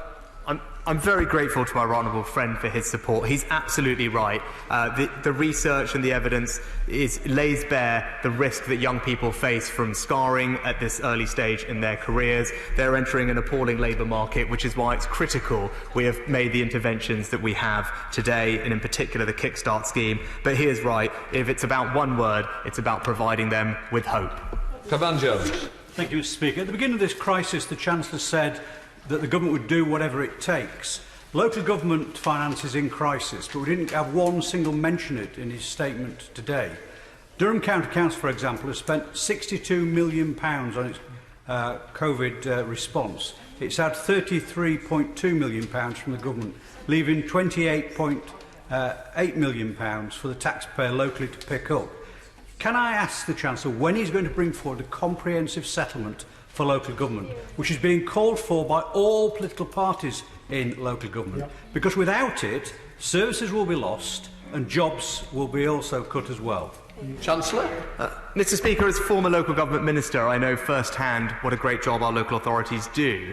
But I would say to the honourable member, the last 2 years, settlements for local government have involved record increases in core spending power. They absolutely have, the highest in over a decade, 2 years in a row. And in this crisis, we've provided £3.7 billion to local authorities, an additional £600 million for infection control. And just last week, at the LGA conference, my right honourable friend, the local government secretary, unveiled a new deal with local government to help provide some compensation for the losses through income that has gone in a sharing arrangement, and it was warmly welcomed by the sector and at the LGA. Ray Miller. Can I thank my right honourable friend for his statement and so carefully judging what is needed now as we move forward, particularly to support young people who have been hard hit by recent events. Thousands of young people in my constituency got their first foot on the jobs ladder through apprenticeships at places like the Basingstoke College of Technology, BCOT. How will my right honourable friend's plan for jobs build confidence amongst employers to create and sustain more apprenticeships at this very difficult time? Chancellor. My right honourable friend is absolutely right about the impact on young people. They are 2.5 times more likely to work in a sector that has been closed down, and she's right, and we know that apprenticeships work. The evidence points in that way. What I can tell her is starting in September, employers will be paid £2,000 for every young apprentice that they take on, a bonus that will incentivise them to create more apprenticeships at this time of vital need. 31 withdrawn, so we're going to Darren Henry. Mr Speaker, Alan Gearing has been an independent builder for years in my constituency of Broxtowe. I spoke to him today and he would welcome the Green Homes grant as a chance to cut emissions, but also to support plumbers, builders and other self-employed micro-businesses. Does my right honourable friend agree now is the moment to unleash Green Van Man? Chancellor. Mr Speaker, I thank my honourable friend, and I have a feeling that might catch on. But that is exactly what we are trying to do. By our Green Homes grants, by stamp duty cuts, we are getting activity going. We are getting people at work. We are getting work to happen. All of that will be good for our local communities. I know people in Broxtowe will welcome it, and I am thankful to him for coining a phrase. Let's head to Walthamstow and visit Stella Creasy. Stella Creasy. Thank you, Mr. Speaker. One word that hasn't been mentioned so far is childcare. And yet we know that 2/3 of women who want to return to work in the next couple of months can't because they can't get any, and that 71% of our voluntary sector childcare agencies are already operating at a loss, risking them closing in the coming weeks. So can the Chancellor set out what funding he is providing now to make sure that parents can get back to work? Chancellor.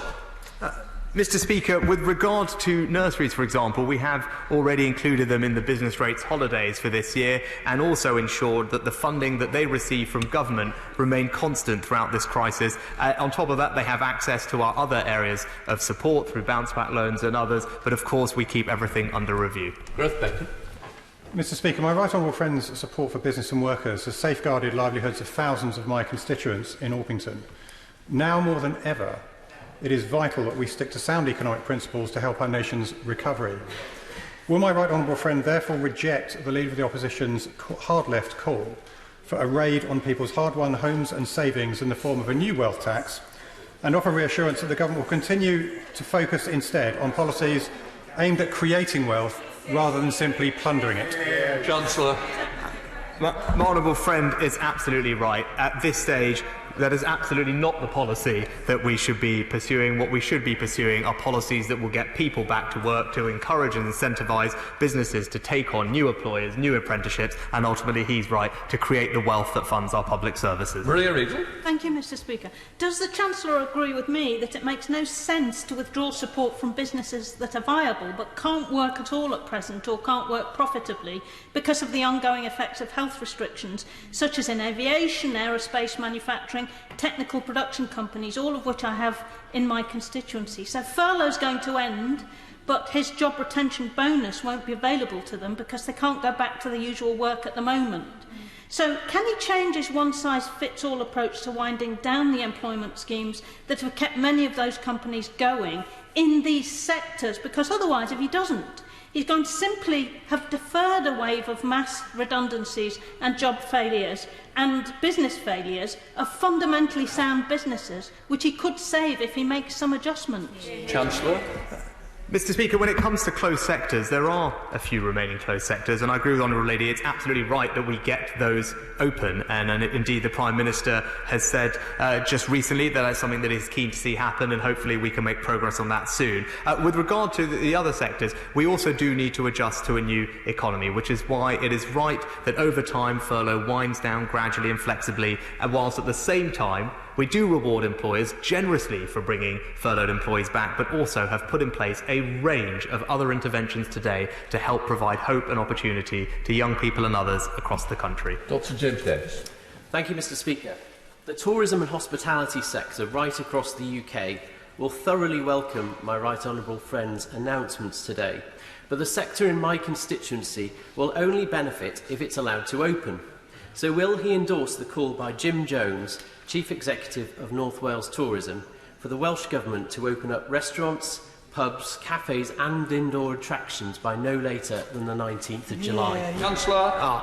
Well, Mr. Speaker, my honourable friend knows well how important tourism is to Wales's economy. In fact, it may well be the place that is more reliant on tourism than any other part of the UK from memory, so I can fully understand and sympathise with his desire to get his local tourism businesses open, ready for business, ready to ensure that we can all enjoy summer safely in Wales. Heading to Merseyside to drop in on Sir George Howarth. Sir George. Thank you, Mr. Speaker. In a response to an earlier question, the Chancellor said that in terms of local government, everything was funding, everything in the garden was rosy. But he will know that local government faces a catastrophic loss of revenue next year as a result of COVID-19, and that will have a devastating effect on jobs and services. Knowsley Council alone faces a loss of income of £19 billion, and the Liverpool City region £112 million. So will the Chancellor give a firm commitment that councils will receive full funding for the collection fund shortfalls in 2021 and 22? Chancellor. Mr. Speaker, the Local Government Secretary addressed this issue just last week and unveiled a comprehensive agreement with local government to provide loss sharing on income that has been foregone during this crisis. Ben Effort. Thank you, Mr. Speaker. Milton Keynes has a significant consumption economy, and our hospitality sector has been particularly hard hit in this global pandemic, and not just in central Milton Keynes, but in our market towns and indeed in our rural pubs. So will my right honourable friend join me in encouraging everybody in Milton Keynes, and in fact anybody that can travel to our wonderful Milton Keynes and market towns, to eat out to help out? Chancellor. Thank you, Mr. Speaker. My honourable friend knows well, and he's seen firsthand, what a great job his local businesses have done in ensuring that their premises are safe for us to return to. They've made an enormous effort to be able to welcome us back. It is now, as I said, with our new Eat Out to Help Out discount, we can all play our part in helping support their businesses and protect those jobs. Emma Hardy. Thank you, Mr. Speaker. The IFS have said that 13 universities could go bust as a result of COVID-19. This will not only reduce choice and opportunity, but also create unemployment and damage the local economies where they reside. Can the Chancellor state his commitment to build back better and support social mobility by confirming no university will be allowed to collapse? Chancellor. Mr. Speaker, my right honourable friends, the Education Secretary and the Business Secretary, have already outlined proposals to engage with universities where they face difficulty. In particular, they've put in place measures to deal with the issue of fewer overseas students being here and to protect our HE research base. Simon Chubb. Thank you, Mr. Speaker. I thank my right honourable friend for the major steps he's taking to get money flowing through the economy in East Devon and beyond. Cutting VAT on food, accommodation and attractions to 5% has been described as epic by the South West Tourism Alliance. The measures announced today will protect jobs, but perhaps not my waistline, as I wholeheartedly promise to eat out to help out. But will my right honourable friend continue to work with me and South West MPs to protect and strengthen tourism in the best part of Britain? Chancellor. I think my North Yorkshire constituents might have something to say about that, Mr. Speaker, but I know how important tourism is to my honourable friend's constituency, similar to so many of our rural constituencies up the country. I'm glad he will be doing his bit to eat out to help out. I hope others will join him, and in doing so we can collectively help protect 2 million jobs across our country. Andy Slaughter. Thank you, Mr. Speaker. While the Chancellor has made welcome announcements on the hospitality and cultural sectors, he said nothing in support of the events industry and those who work in it, despite the Prime Minister promising a timetable for reopening last week. From wedding receptions and conferences to world-famous exhibition centres like Olympia in my constituency, events make a £70 billion contribution to the economy. When will safe, organised events with more than 30 people attending be permitted, as they are in most other countries? Chancellor. Mr. Speaker, I sympathise with the honourable member and agree the best thing we can do to help these sectors is to get them to reopen. I know it's something the Prime Minister and the Health Secretary are looking at as we speak, and hopefully in the weeks to come, as we progress our fight against this virus, we can continue to reopen all of the closed parts of our economy and progressively loosen some of the restrictions that currently we all face. Heading to Harlow, where we visit Robert Halfon. Robert Halfon. I'm over the moon, Mr. Speaker, with the Chancellor's statement today. He's rebuilding our apprenticeships and skills nation and ensuring that young people can climb the important ladder of opportunity. So thank you. And can I just ask him, he knows that the public sector target for apprenticeships is 2.3%. Would he consider raising this target by 5%, which would create 4,000 new apprenticeships in 2021? Based on hiring 50,000 new members of staff in the public sector? And will he also change procurement rules to ensure that any big company bidding for a public sector contract must have at least 5% of their workforce employed as apprentices? Chancellor. Mr. Speaker, my honourable friend knows this subject particularly well, so I'm grateful to him for his comments, and I think he makes two very interesting suggestions, and I look forward to discussing with him further. John Speller. Thank you, Mr. Speaker. And in his reply to the Right Honourable Member for Wokingham, the Chancellor said that leaving the EU gave us the opportunity to reform our procurement regulations. So can the Chancellor tell exactly when he's going to take that opportunity? and send out revised guidelines to tell Whitehall and town halls to prioritise British-based companies and British jobs. Just a minute, somebody's phone's ringing. Can we just check some phones, please? Stopped. Chancellor. Thank you. Thank you, Mr. Speaker. Obviously, the honourable gentleman will know during the transition period of this year we are still constrained, but he can rest assured that from next year, when we have our full freedom, we can take advantage of all of these things and ensure that our local economies benefit as they should. Mr. Rowley. Thank you, Mr. Speaker. Can I warmly welcome the Chancellor's announcements on employment programmes? Jobs are vital going forward. This is exactly the right thing to do. I'm particularly pleased to see the expansion of the sector-based work academies, one of the programmes we launched when I was Employment Minister 10 years ago. I can assure you we don't need to learn too many lessons from the other side, given our record on unemployment in the period up to the crisis. But there's one group I am concerned about on the jobs front, which is those in the aerospace and aviation sectors. Could I ask him, please, to keep them firmly in mind, to look at perhaps whether aviation could be included in the VAT reductions, or to look at other measures for supporting a sector that is vital to our economy but has been very badly affected? I thank my honourable friend. He's right about the difficulties facing the aviation and aerospace industries, and of course I will keep them very much uppermost in my mind as we go through the next few months. But more generally, pay tribute to the work that he did when he had these briefs. He knows firsthand what it takes to get unemployment down and get people into work and give them that hope and opportunity, and I hope we can build on the success that he had, because we will absolutely need to deliver for our young people in the coming months. Caroline Lucas. Thank you, Mr. Speaker. The Chancellor says he's proud of the government's green record, yet the green measures announced today will cut just 0.14% of UK emissions. Not only that, but this is a government that's still committed to spending £27 billion on new roads. So if he wants to have a green record he can genuinely be proud of, will he start by cancelling that road scheme, put the money into public transport and broadband, and introduce a new rule for UK economy to ensure that all spending and taxation is in line with the Paris Agreement and restoring our natural world? Chancellor.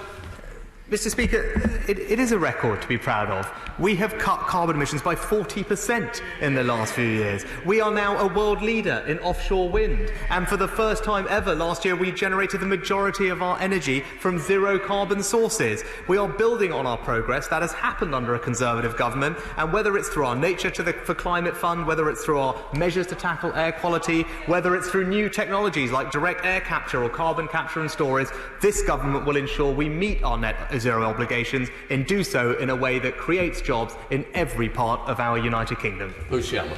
Thank you, Mr. Speaker, and can I congratulate my right honourable friend for his excellent statement and his 30 billion jobs plan. It will give hope to thousands of people in my constituency, and I thank him for that.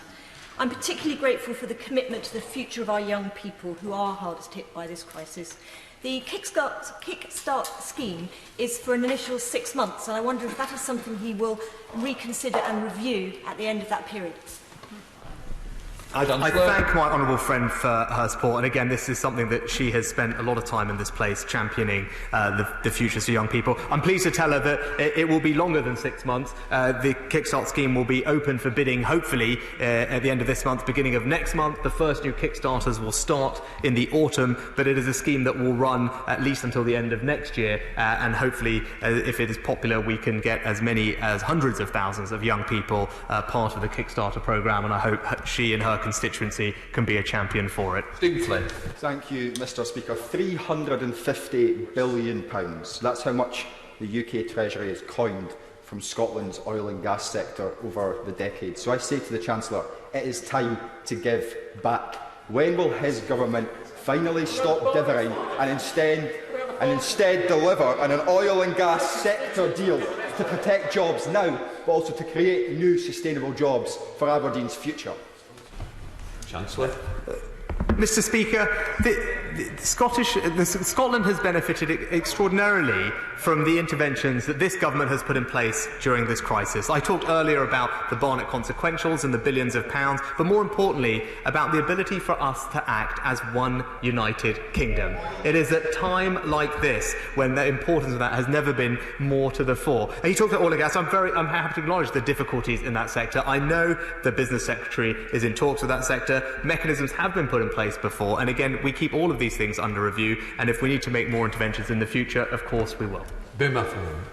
Thank you, Mr. Speaker. I thank the Chancellor for his statement and also for his kind words that he's considering my proposals on recapitalising the SME sector. I wanted to ask him about his infrastructure funding of, I think, 5.6 billion that he's committed to today. Could he expand on how he feels that we can get infrastructure delivered more quickly, whether that be through dealing with planning regulations or indeed other practical obstacles, because that's the way how we can make sure that money is most effective? Chancellor. Mr. Speaker, my honourable friend is absolutely right. It's one thing to sit here and approve budgets for things. It's more important that we get on and actually deliver them. We need to make sure that our communities see tangible improvement in what is happening around them, and particularly given the economic situation we face at the moment, there is a premium on doing things quickly. That's why we brought £5 billion of projects forward, and it's why we have initiated Project Speed to look at our entire process, end-to-end, procurement, planning, construction, regulations, approvals, to ensure that we can deliver for our communities as quickly as possible. Let's head to Wales with an audio-only Beth Winter. Beth. Thank you, Mr. Speaker. Richard Murphy, a professor in political economy at City University in London, says that the government has the potential to raise £174 billion a year if wealth was taxed at the same rate of income. That could cover the cost of the job retention scheme for over 12 months, according to the latest estimates from the Office of Budget Responsibility. Does the Chancellor believe the time is right for a radical overhaul of our taxation system in order to fulfil the Prime Minister's levelling up promise? Or is the truth that we're not really all in this together? Chancellor. Mr. Speaker, no, I don't believe now is the time, or will ever be the time, for a wealth tax. Now is the time to recognise the challenge we face, the acute face of unemployment, and now is the time to act decisively, with compassion, to provide hope and opportunity for the hundreds of thousands, especially of young people, who are at risk of scarring and losing the future that they deserve. That's why we've put in place the measures today. That's what the focus should be on. Andrew Jones. Thank you, Mr. Speaker. May I congratulate my right honourable friend for his statement. Young people are perhaps more at risk from the economic impact of coronavirus, so I was very pleased to see the Kickstart programme. Does he agree with me that it's through a comprehensive package of support for apprenticeships, traineeships and other support too that will allow young people to acquire the skills they need to take the opportunities of the future? Chancellor. My honourable friend is absolutely right. We cannot afford to lose this generation. They cannot be the generation that is defined and scarred by coronavirus. And that is why, as he rightly identified, we have put in place a suite of interventions, from traineeships to apprenticeships to the Kickstart Fund, all designed to help that generation to a better future and a brighter future. Let's head to Newport and visit Jessica Morden. Jessica Morden. Thank you, Mr. Speaker. According to Step Change Debt Charity, 4.5 million people have lost income and accumulated £6 billion worth of debt in arrears on household bills during the pandemic. Will the Chancellor ensure that economic recovery plans include also a strategy to support people in unavoidable coronavirus-related financial difficulties? Chancellor. Mr. Speaker, I know my colleague, the Financial Secretary, has been abreast of this issue for a while and has just reminded me that we have invested, I think, £37 million in debt advisory services during this time. I also know that he is taking forward initiatives on our breathing space initiative. It's something that he very passionately believes in, and I wholeheartedly support those efforts. Richard Fuller. Thank you, Mr. Speaker. The Chancellor has answered many specific questions, but I'd like to commend the overall tone of his statement, which he began by saying that he would be unencumbered by dogma, but with a simple desire to do what is right. And his responses has oftentimes mentioned the social justice imperative behind his plan for jobs, which I think will strike many in the country as absolutely right. But can I just echo the comments by his and my right honourable friend, the member for Bromsgrove, about the need, when we come to the fall, to look at ways in which the overall debt as a burden on the GDP of the country can be brought under control. Mr. Speaker, I'm very grateful to our honourable friend for those comments, and he's absolutely right about how I've approached this. As I said, for me, this is not just a question of economics, it is a question of values, and we demonstrate those through the actions that we take and the people that we prioritise. But he is also right to highlight the importance of sustainability in our public finances, something that he knows I very passionately care about and have spoken about repeatedly from these benches, and he can rest assured that as we come to the autumn, we will set our public finances on a path back to sustainability. Darren Jones. Thank you, Mr. Speaker. The Chancellor failed today to set out sector-specific help for British manufacturing. In doing so, he is gambling with an important industry and making the UK less competitive compared to countries like Germany, France, and the United States. So perhaps the Chancellor can set out for the House today what it is he has against British workers making British aeroplanes, British cars, and British steel. Chancellor. Mr. Speaker, I'm not entirely sure about the tone of the honourable member's question. The support schemes we've put in place have benefited equally all sectors and all workers in every region and part of our United Kingdom. So manufacturing companies I know have actually been large users of the furlough scheme and are very grateful for it. They are now in the process of bringing those workers back and adding shifts and are grateful also for the flexibility that that scheme provides. But what they're actually more interested in when I speak to them is about our ambitious commitments to R&D. Our plans to double R&D investment, working closely with the private sector in doing that, helping create the innovations that will drive growth, productivity and employment tomorrow. Andrew Litton. Yeah. Thank you, Mr. Speaker. My right honourable friend is doing a fantastic job in both promoting and protecting jobs. But of course, to really trade our way out of this recession, we will need to look at the future, and I know he is keen as I am to see a green recovery. So does he agree that COP26 next year offers us a really good opportunity to show UK global leadership, and that by working now with international partners in big projects in areas like battery storage, whether it's offshore wind or carbon capture usage and storage, those are areas that really can create green jobs for the future? Chancellor.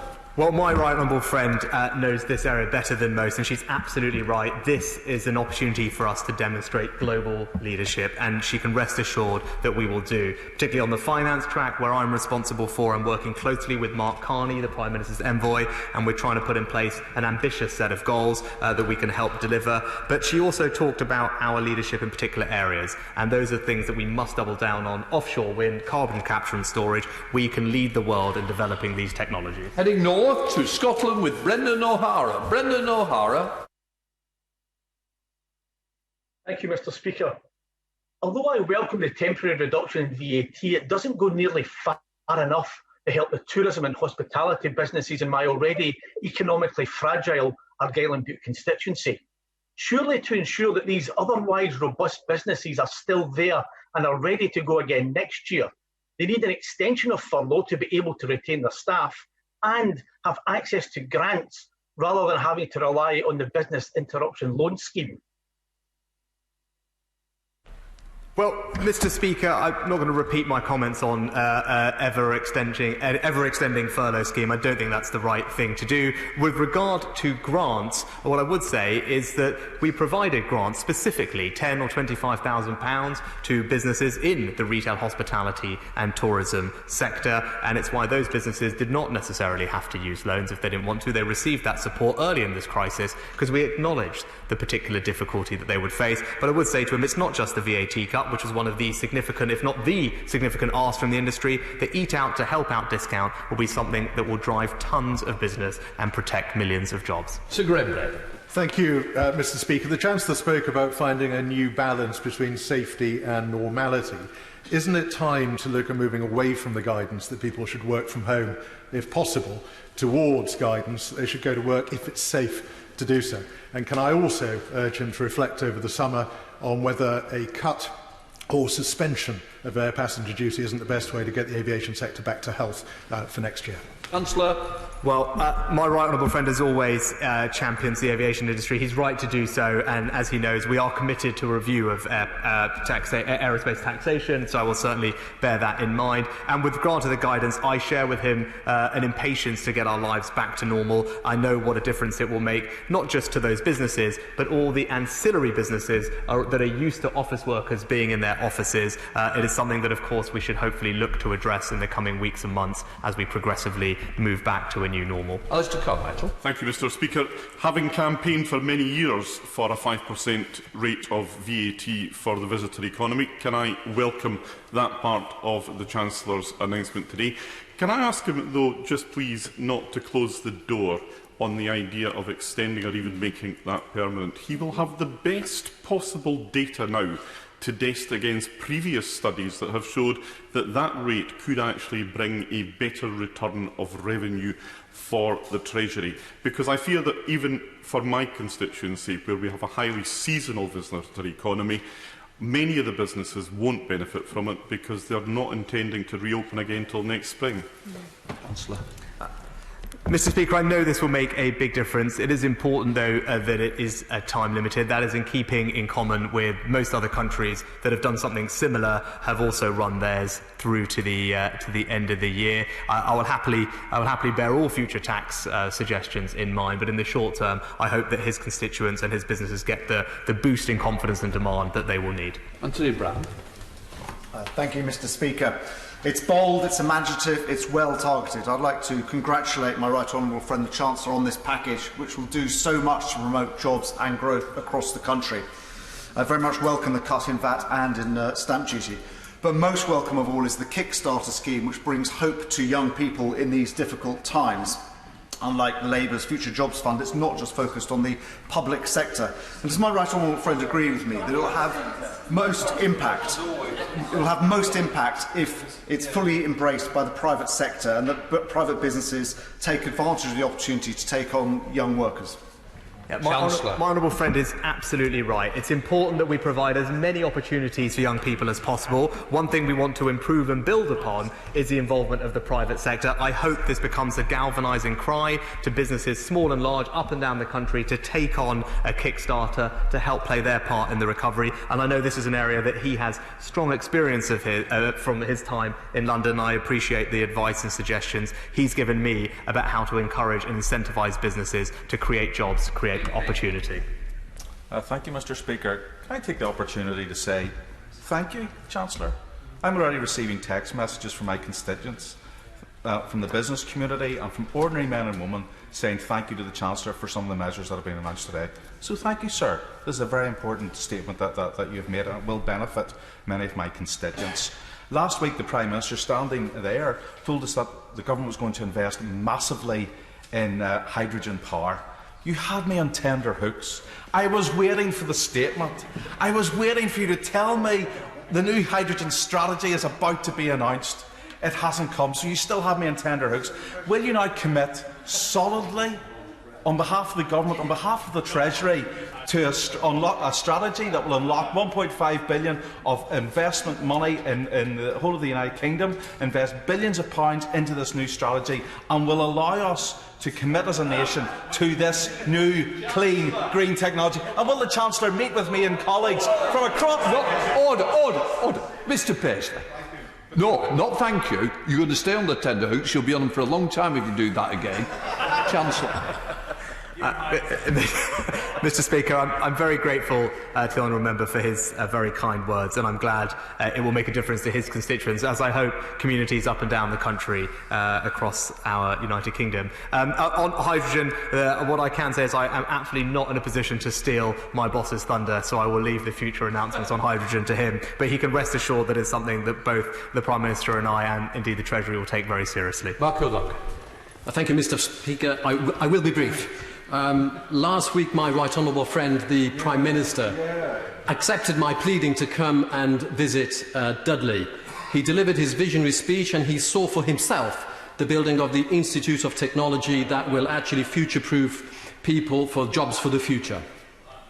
Will my right honourable friend, the Chancellor, also come and visit Dudley, please, and support this scheme, as well as our ambition for a university campus, as I want Dudley people to be jobs ready? Should it go long? Chancellor. Mr Speaker, I'm very happy to accept my honourable friend's invitation, but he's absolutely right. The best way for us to provide opportunity for people is to give them the skills and the education that they need, whether that's through universities, institutes of technology, further education, schools, apprenticeships, however it may be. Providing people with that knowledge is what will enable them to build a better future for their lives. That's something that he feels very passionately, I feel very passionately about, and we will, as a government, deliver that. Let us go and visit Simon Malhotra. Simon Malhotra. Mr. Speaker, I am genuinely surprised the Chancellor hasn't today brought forward a flexible furlough scheme for aviation, which he knows will have a longer recovery tail. And so I do hope that as he keeps in touch with the industry, he will also keep in touch with MPs from aviation communities for place-based support.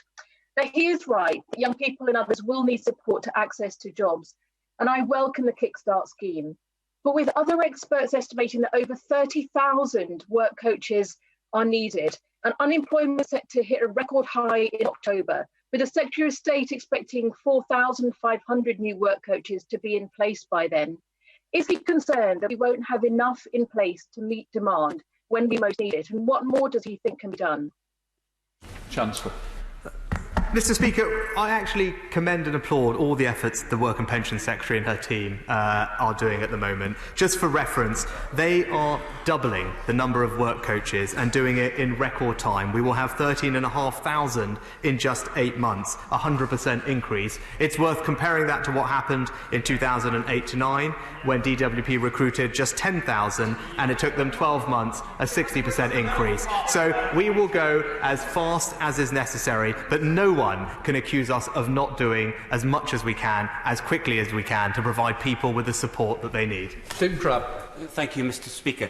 Make no mistake, what the Chancellor has announced today to save a generation of young people from bearing the brunt of this economic crisis is incredibly positive and to be welcome.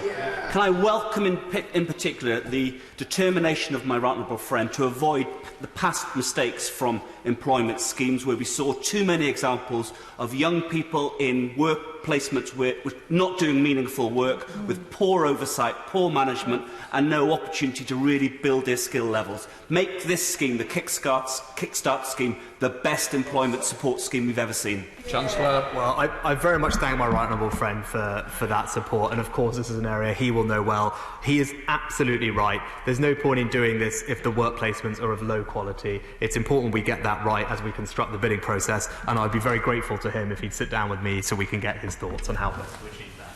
Let us head up to Wesley with Barbara Keeley. Barbara Keeley. Thank you, Mr. Speaker. I join my honourable friend, the Shadow Chancellor, in urging an end to poverty pay for our care workers. Today's interventions in the job market are welcome, but there is still no recognition in pay for the fantastic job done in this crisis by our care staff. Rather than blaming care staff, as the government has done this week, will the Chancellor commit to showing these staff some parity of esteem with NHS staff and pay them a real living wage of £10 an hour? Chancellor. Mr. Speaker, I join with my colleagues in paying enormous tribute to those on the front line during this crisis who have done an extraordinary job under incredibly difficult circumstances, deserve not just our thanks but our praise, and they have it. In terms of public sector pay, we're in the midst of the second year of inflation-busting pay rises for almost 1 million people, and with regard to social care, who are funded through local authorities, as I've said, local government has enjoyed 2 years of record increases in core spending power, which hopefully will help find its way to the front line. Mr. Speaker, can I make a suggestion to my right honourable friend about one way in which he could help fund some of today's expenditure commitments, and that is to implement without further delay the cap on public sector exit payments. Our right honourable friend, the Chief Secretary, promised on the 13th of March that this would be done by bringing forward secondary legislation before the summer recess. That hasn't happened, and can my right honourable friend therefore allay concerns that this process is being sabotaged by Treasury mandarins, the Sir Humphreys, who have for 5 years successfully resisted this proposal, which was actually supported by this House in legislation 5 years ago. Chancellor. Thank you. I remember when I had the Chief Secretary's job, we discussed this very topic, and my right honourable friend is right to keep highlighting it. What I can tell him is, as the Chief Secretary said, I believe very recently, we are well underway to implementing this measure. We'll bring forward the appropriate legislation in due course. Hilary Benn. Thank you very much indeed, Mr. Speaker. Given that councils have a statutory responsibility to set a balanced annual budget, even the further help announced last week won't be enough for councils like Leeds and many others. So can I urge the Chancellor to look again at what the Treasury can do to help fill the remaining gap? In the case of Leeds, it's £63 million, because without further assistance, then the council will, by law, have to start cutting jobs, and that could include non-statutory services that have been so important in providing support to communities affected by COVID. Chancellor? Well, my honourable friend, the member is right to highlight the important work that Leeds Council plays, having spent some time there, seeing how they do early intervention in children's services in particular. I was very impressed when I did the local government job. But I would say is that the local government secretary has been engaging extensively with the sector. We have put billions of pounds of incremental support in place. Of course it is going to be difficult. It's difficult for all of us, whether it's business or local authority, to get through this time. But considerable support has been put in place. And in particular last week, the announcement on a loss-sharing arrangement with central government for the income and fees and charges, I think, is an important step in the right direction. Thank you, Mr. Speaker. Can I thank my right honourable friend for the steps he's announced today, particularly focused on young people, which I think shows yet again that the Conservatives do what works, not just what might sound good, even if it means tough decisions in the short term. Can he confirm that of the support given so far, proportionately, the lowest income families in our society have benefited the most from the support given so far? Chancellor? Mr. Speaker, my honourable friend is absolutely right. The analysis published today shows that we've reduced the scale of losses for working households by up to 2/3 in general, but the support for the poorest households has been the highest, and he will find that in the distribution analysis published today. It demonstrates what we believe is important at a time like this, to protect the most vulnerable in our society. I know that's something he very deeply feels, and I share that feeling with him. Limbo. Thank you, Mr. Speaker. The country expects us to pull together now to get our country back on its feet. And in that spirit, let me welcome the investment the Chancellor has announced today for young people and for the hospitality trade. My observation, though, is that the money he's brought forward for capital is only about 5 to 6% of the budget that he's earmarked for the next 4 or 5 years. What that means in my region is 50p per person per week invested in so-called shovel-ready projects. That, frankly, is not enough. But crucially, there is a gaping hole in this announcement today for where support for manufacturing should be. We have 330,000 people across the West Midlands on furlough in construction, manufacturing and the car business. The sharp ends to the furlough arrangements, I think, will put many people out of work, and there is no subsidy scheme for new cars in the way that they've announced in France and Germany. We want to be the capital of green manufacturing. What I fear from today is we're now looking at manufacturing meltdown. Chancellor. Mr. Speaker, when it comes to capital investment, it's important to put in context what our existing budgets were for this year.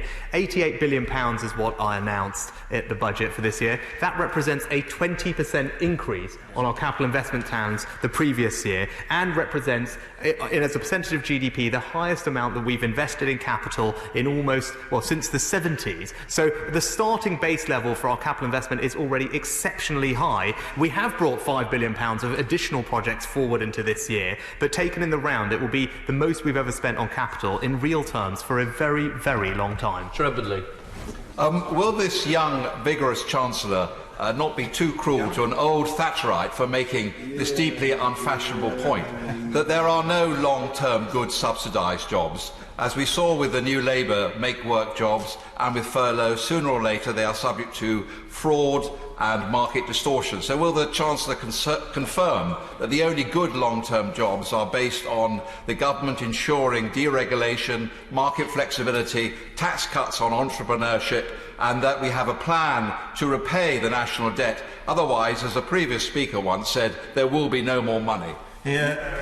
Chancellor. Mr. Speaker, I wholeheartedly agree with my right honourable friend. He's absolutely right. These interventions are specific for the moment that we face now. They provide support for young people at this moment of acute crisis. In the long term, it is only a dynamic market economy that can provide sustainable long-term employment for young people and beyond. And he is absolutely right. In the medium term, once we get through this crisis, we must return our public finances to a sustainable place. Up to Scotland and visiting Margaret Furry. Margaret Furry. Thank you very much, Mr. Speaker. The Community Access to Cash scheme recently announced that Cambuslang in my constituency was going to become one of their pilot areas, which will bring back much needed payment facilities to a community which has lost several bank branches. The Chancellor has promised legislation to improve access to cash and it is needed urgently in light of the economic downturn caused by the coronavirus. Can the Chancellor outline when he will bring forward this vital legislation to protect cash use, support small business and boost recovery of our high streets? Chancellor. Well, the honourable member makes a good and fair point about the importance of cash, particularly in our rural communities. And what I can tell her is my honourable friend, the Economic Secretary, is very much on top of this, is just conducting roundtables as we speak in the coming weeks with the industry, and as we have committed to, we will bring forward legislation. Steve Brown. Thank you. Thanks to the Chancellor for bringing some real hope today. Now, early years providers have really played their part in getting us through this pandemic, but it's certainly true that reduced attendance for them combined with increased costs is taking its toll. This, of course, as the Chancellor and I have discussed before, is on top of the fact that this was a sector struggling and really experiencing market failure, as it has been for quite a long time. So jobs, jobs, jobs is fantastic and is right, but it has to be backed by childcare that actually exists. So will the Chancellor give me some time, only has to be a short amount of time, 15 minutes would be fantastic, so that we can set out the challenge this sector faces and some of the suggested solutions that we have? Chancellor. Well, I know this is a matter very close to my honourable friend's heart, and he's brought it up with me before. I'd be very delighted to give him the time he asked for to discuss this matter further. Justin Mathers. Thank you, Mr. Speaker. Last week, Airbus announced 1,700 jobs are going in this country. They cannot afford to wait for a bonus payment in January. So what is the Chancellor going to do to save those jobs now? Chancellor. Mr. Speaker, I've been very clear. I cannot save every single job. It is a tragic fact of what we have done to our economy over the past few months means that there will be job losses. Unemployment will rise. It is something that we cannot avoid, but what we can do is put in place a range of interventions to provide new hope and new opportunity for those who lose their jobs, so they can find either the skills, the work placements or new jobs they need to provide a better future for themselves and their family, and that's what we will devote all our energies to in the coming weeks and months. Mary Robinson. Thank you, Mr. Speaker, and I'm very grateful to the Chancellor of this statement and the enormous package that has been of money that has been put into our constituencies in the economy. I'm keen to see even more money made available for us to spend on the things that really matter in the UK. And one of the ways that we can do that is to cut down on fraud and on corruption. As you know, as Chair of the APPG for whistleblowing, I'm very keen that we should take this forward. Would you join me tomorrow for our webinar where we will be looking at ways that international governments are actually tackling this, bringing forward programmes so that we can actually deal with this problem of corruption and fraud? And also, can I thank him for everything that he's done on tackling furlough fraud, which has been a real issue within our economy? Mr. Speaker, I pay tribute to the work that my honourable friend does in this area. She's absolutely right that we must tackle corruption and fraud in procurement. It costs billions, if not tens of billions of pounds. That's money lost to the Exchequer that we can use to fund public services, and it also means that our local authorities in particular don't get the quality of services that they need to provide for their residents. She's absolutely right to focus on it. I very much look forward to hearing her what proposals she might have for us to take forward. I said to Belfast South and visit Claire Hannah. Claire Hannah. Thank you, Mr. Speaker, and thank you to the Chancellor for advancing some very important mechanisms, although I do share the concerns of others about those who have fallen through the cracks, like new freelancers and those in precarious contracts. But, Chancellor, given the need to protect confidence in spending and given the opportunity that historically low interest-based rates hold, would the Chancellor consider speaking to the banks, particularly those in which the government have a majority stake, about offering temporary lower mortgage products? This could potentially save hundreds of pounds for the average household, and would he be open to meeting with me to discuss this idea? I tell the honourable member that my honourable friend, the Economic Secretary, is in close contact with the banking sector and has put in place and deserves enormous credit for the measures that he's put in place to provide forbearance to people during this difficult time. He's very happy to meet with the honourable member, but with particular to mortgage, he put in place a scheme that provided mortgage holidays to people, and I think about 1 in 6 mortgages were able to benefit from that. I know that's millions of people who will have welcomed that relief, and I pay tribute to him for the excellent work that he has done. To Vickers. Thank you, Mr. Speaker. When you're question 74, it's difficult to think of something that hasn't been mentioned.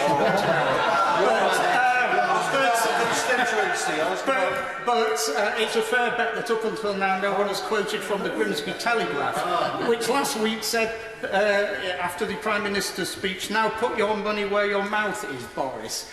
And I think the Chancellor has in fact delivered on that today. The article finished by saying, give us the opportunity and we'll show you what the country can be achieved. And I think the support given to businesses today will verify that. Could I also urge the Chancellor to consider yet again the Freeport issue for Immingham and Grimsby? The consultation ends next week. Please don't waste time mulling over the consultation responses. Deliver Freeport status for Immingham and Grimsby. Mr. Speaker, my honourable friend is right as always about the importance of private enterprise driving our growth forward. He's right to highlight a Freeport. I know what a difference it would make to his community. I remember when I met his local businesses, they were hungry to take up that opportunity to attract investment, to create new jobs, drive up productivity, and I look forward to working with him in the coming months on trying to bring that to reality. Thank you, Mr. Speaker. A 9-month cut to stamp duty is welcome, but without an injection of new houses, it risks forcing up prices, making it harder, not easier, for first-time buyers to buy homes. This should have been an opportunity to inject capital into the housing market, but also into social housing and building houses that people can afford to live in, creating opportunities for new jobs, new apprenticeships, new skills that people can use in the future. So will he go away and have a look at putting some money, particularly into building social housing? Well, Mr. Speaker, the good news is we already have, and the Prime Minister announced it and I talked about it at budget. The Affordable Homes Programme increased from £9 billion to £12 billion over the next few years, a significant uplift in the amount of new housing delivery. I think 180,000 new homes from memory. And with regard to the benefits of stamp duty, the evidence we have, both from economists and HMRC, is that the majority of the benefit in the stamp duty cut last time around in 08-09 accrued to the buyers. Double. Thank you very much, Mr. Speaker. As the chairman of the All-Party Parliamentary Group for Hospitality and Tourism, can I warmly thank the Chancellor for his announcements today. Thank you for listening to the sector and for what you have delivered, which will undoubtedly save thousands of jobs and tens of thousands of jobs and thousands of businesses. The Chancellor has done his bit.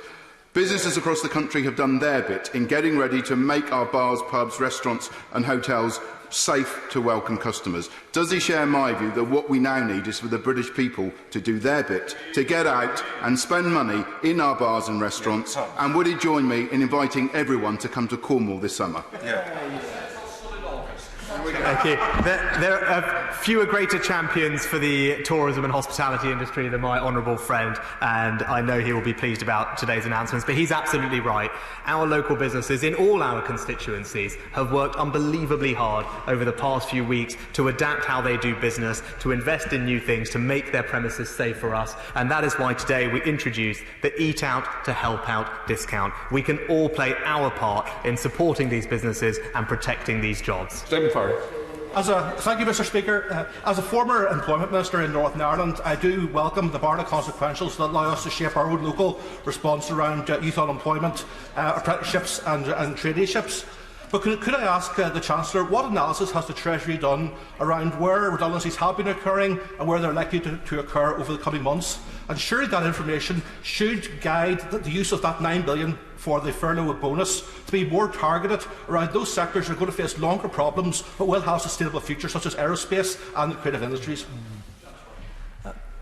Mr. Speaker, we have published breakdowns of the furlough population by region, constituency and age to give a sense of the types of people who are affected. I know one thing that does come out of that is the importance in rural and coastal communities being particularly impacted by numbers of people on furlough. That is because they're disproportionately reliant on the hospitality and tourism sectors, which is why today's interventions are targeted and will make the biggest difference to the most number of people. Daniel Krawczynski. Thank you, Mr. Speaker. In addition to the misery that COVID has brought to our constituencies, there are over 46 constituencies like mine on the River Severn that also faced devastation from flooding earlier this year, a double whammy for our local businesses. The River Severn Partnership has been formed in conjunction with all the councils down the River Severn and the support of local MPs. I've been led to believe by the Environment Agency that an announcement is imminent on additional support for the River Severn Partnership in order to secure a more holistic solution to the management of this river. I very much hope the Chancellor will agree with me that when it comes to the recovery of our economy, making sure that our constituencies are not repeatedly flooded is a very important aspect of that economic recovery. My honourable friend is absolutely right. It's something the Committee for Climate Change also mentioned, and that is why in budget we doubled the amount of investment that we put into flood defences. It is the right thing to do. It will build resilience in our communities, protect our natural environment. I don't know the specifics of the timing of the announcement that he alludes to, but I'm happy to go away and take a look at it. I know how important it is to him and his constituents that we are able to protect them from the devastating flooding that we've seen in recent years. Let's head to Lewisham and visit Vicky Foxcroft. Thank you, Mr. Speaker. Disabled people and charities are concerned about the lack of support available to enable high-risk individuals to return to work safely when the shielding programme ends. Ministers have said they expect employers to do the right thing and ensure that workplaces are COVID secure. Where it's impossible for an employer to do this, individuals could be forced to put their health at risk just to make ends meet. Will the government consider extending the full job retention scheme for those who are not able to return to work safely? Chancellor. Well, Mr. Speaker, based on the medical advice, it has been determined that the shielding population can return to work safely after the end of the month. That's something that's already been clear and announced, and we have published extensive guidance and guidelines for workplaces to make them safe, so people can take comfort from that. If there are more things that we need to do, I'm sure the Honourable Lady will send them to the Business Secretary for the workplaces, or indeed me, and we'll happily take a look at them. Richard Drax. Thank you, Mr. Speaker. On behalf of the many businesses in South Dorset, can I thank my right honourable friend for the furlough scheme and welcome his statement today. Surely our aim is to help many in the struggling private sector, because as I'm sure my right honourable friend will agree, and the opposition need to be continually reminded, it is they that generate the jobs and prosperity that we need and the tax that pays for our public services. My honourable friend is absolutely right. It is in the long term the market economy that will provide the growth and prosperity we need. It will provide the jobs that we need. But it is important that we provide support to those businesses in the short term, given the disruption they've faced. And I know his local businesses and many others will welcome the jobs retention bonus to help reward and incentivise them to do the right thing, to stand by their workers at this time, bring them back and look forward to a brighter future. Let's head to Ealing and drop in on James Murray. James Murray. Thank you, Mr. Speaker. On the 25th of June, a Treasury direction in relation to the coronavirus job retention scheme made clear that integral to the purpose of the scheme is that the grant is used by the employer to continue the employment of employees. Can the Chancellor therefore confirm that British Airways would be liable to pay back any taxpayers' money used to furlough staff who the company chose during that furlough period to put on notice of redundancy? Mr. Speaker, there are procedures in place for any employees to talk to HMRC if they believe they themselves have been the victim of fraud, or if the company they work for has not acted in a way keeping with the guidance. And I would urge any employees of any company, if they feel that that has happened, they should take up with the HMRC hotline. The details are online. John Penrose. Mr. Speaker, can I thank the Chancellor, firstly for, as far as I can work out, subsidising me to go down the pub. Very, very welcome indeed. But also for the effect which his announcement about tourism VAT will have on hundreds of businesses and thousands of jobs in my constituency of Weston-super-Mare. Can I, though, suggest to him that over the medium term, the best guarantee of jobs and employment has to be to have competitive businesses? And can I therefore urge him to consider over the more medium term sharpening our competition laws and opening up our market economy to tougher competition as the best long-term guarantee of employment for everyone? My honourable friend is absolutely right. Just to clarify, the Eat Out to Help Out discount won't apply to alcohol, but 90-something% of pubs serve food, so you can still go to the pub and enjoy it. But he's absolutely right about competition policy. It's important that we have dynamic markets in this country. We need dynamic competition to create jobs, create productivity in order to get the outcomes we want. I'm very happy to talk with him, and I know he has expertise in this area, to get his thoughts if there are things we can do to update and turbocharge our competition policy to make sure it's fit, especially for the digital age. Let us go up and visit Drew Hendry. Drew Hendry. Thank you, Mr. Speaker. The Chancellor said at the beginning of his statement that no one will be left without hope. So what does he say to the hundreds of thousands of businesses and sole traders excluded from support during this pandemic crisis? Many of them in seasonal businesses facing effectively 3 winters of trading. They can't afford extra debt. So isn't it time now to convert some of the money put aside for loans to grants to support this sector? Mr. Speaker, the honourable member talks about seasonal businesses and whether they haven't had or have had support. He may have missed the fact that we have just cut VAT for those sectors by 20% to 5% for the next 6 months, and just provided an Eat Out to Help Out discount for the country to enjoy discounted meals to protect those businesses and protect the employment in them. I think that's probably the best thing we can do for seasonal businesses. Baker. Mr. Speaker, with his plan for jobs, my right honourable friend has, like Roosevelt, given a masterclass in economic interventionism, but it is quite expensive. Can he reassure me that he has got a contingency in case the Independent Bank of England needs to change its stance of monetary policy because inflation has begun to rise? Well, Mr. Speaker, as ever, my honourable friend is right to remind us about the importance of monetary economics, and he's also right to focus on the long-term sustainability of our public finances. Whilst in the short term, it is right to act in this way to prevent long-term damage and scarring to our economy that would create an ongoing larger structural deficit. Once we get through this crisis, we must retain and sustain public finances. We will return them to a position of sustainability over the medium term. I can assure him of that, but in the short term I'm confident that this is the right thing to do to protect the long-term health of our economy. 85 withdrawn. We go to James Daly.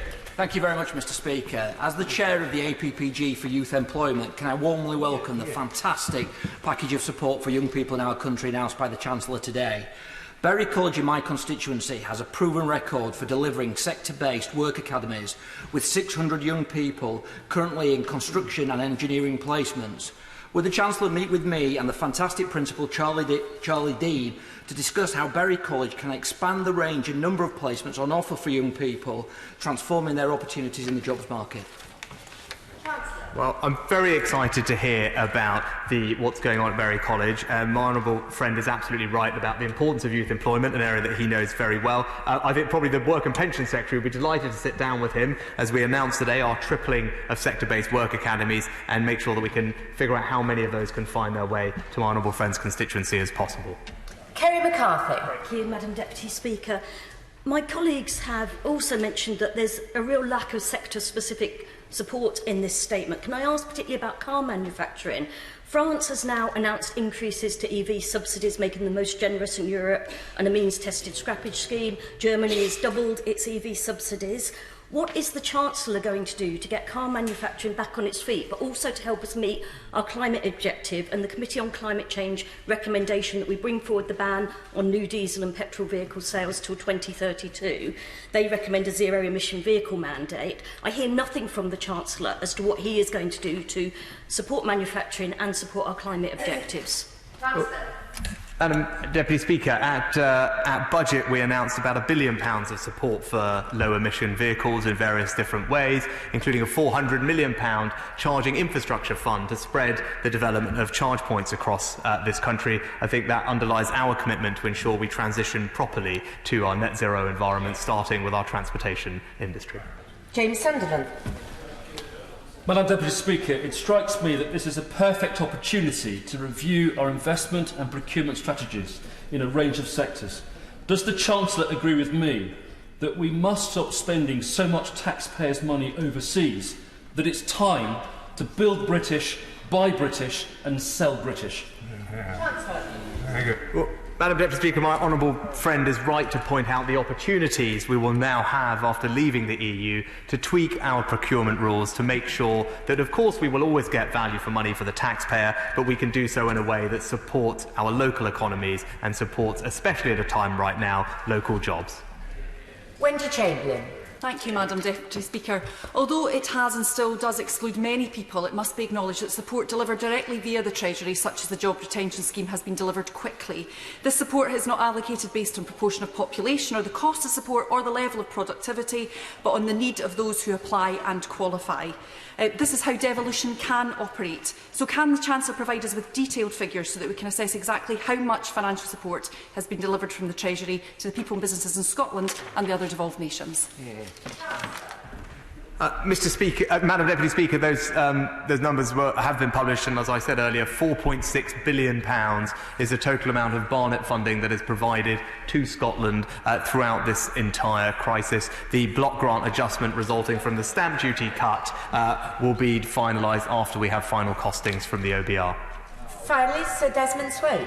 Madam Deputy Speaker, after that package and that performance, the only reasonable thing I can say to my right honourable friend is remember, O Caesar, that you are mortal. However, it would be a great shame if the effectiveness of his measures were to be undermined in the New Forest, with the loss of £16 million at least to local traders, by the company to whom the Forestry Commission handed a monopoly, refusing to open its campsites. Will he summon Forestry England and threaten them with the rough end of a pineapple and instruct them to use their position on the board and their substantial shareholding to get those campsites opened? Well, Madam Deputy Speaker, thank you, to my right honourable friend. I share his passion for getting our campsites open. Hopefully, an extra incentive today will be the cut in VAT from 20% to 5%, which extends to campsites as well as caravan sites and B&Bs and hotels. I'm not sure if I have the powers to summon anyone, but I would be delighted to bring whatever influence I can to bear on his particular matter and look forward to discussing it with him further. Thank you. In a moment, I will call the Chancellor of the Exchequer to move a provisional collection of taxes motion. Copies of the motion are available in the vote office. In accordance with Standing Order number 51 on Ways and Means motions, a Minister of the Crown may, without notice, make a motion for giving provisional statutory effect to any proposals in pursuance of Section 5 of the Provisional Collection of Taxes Act 1968, and the question on such a motion shall be put forthwith.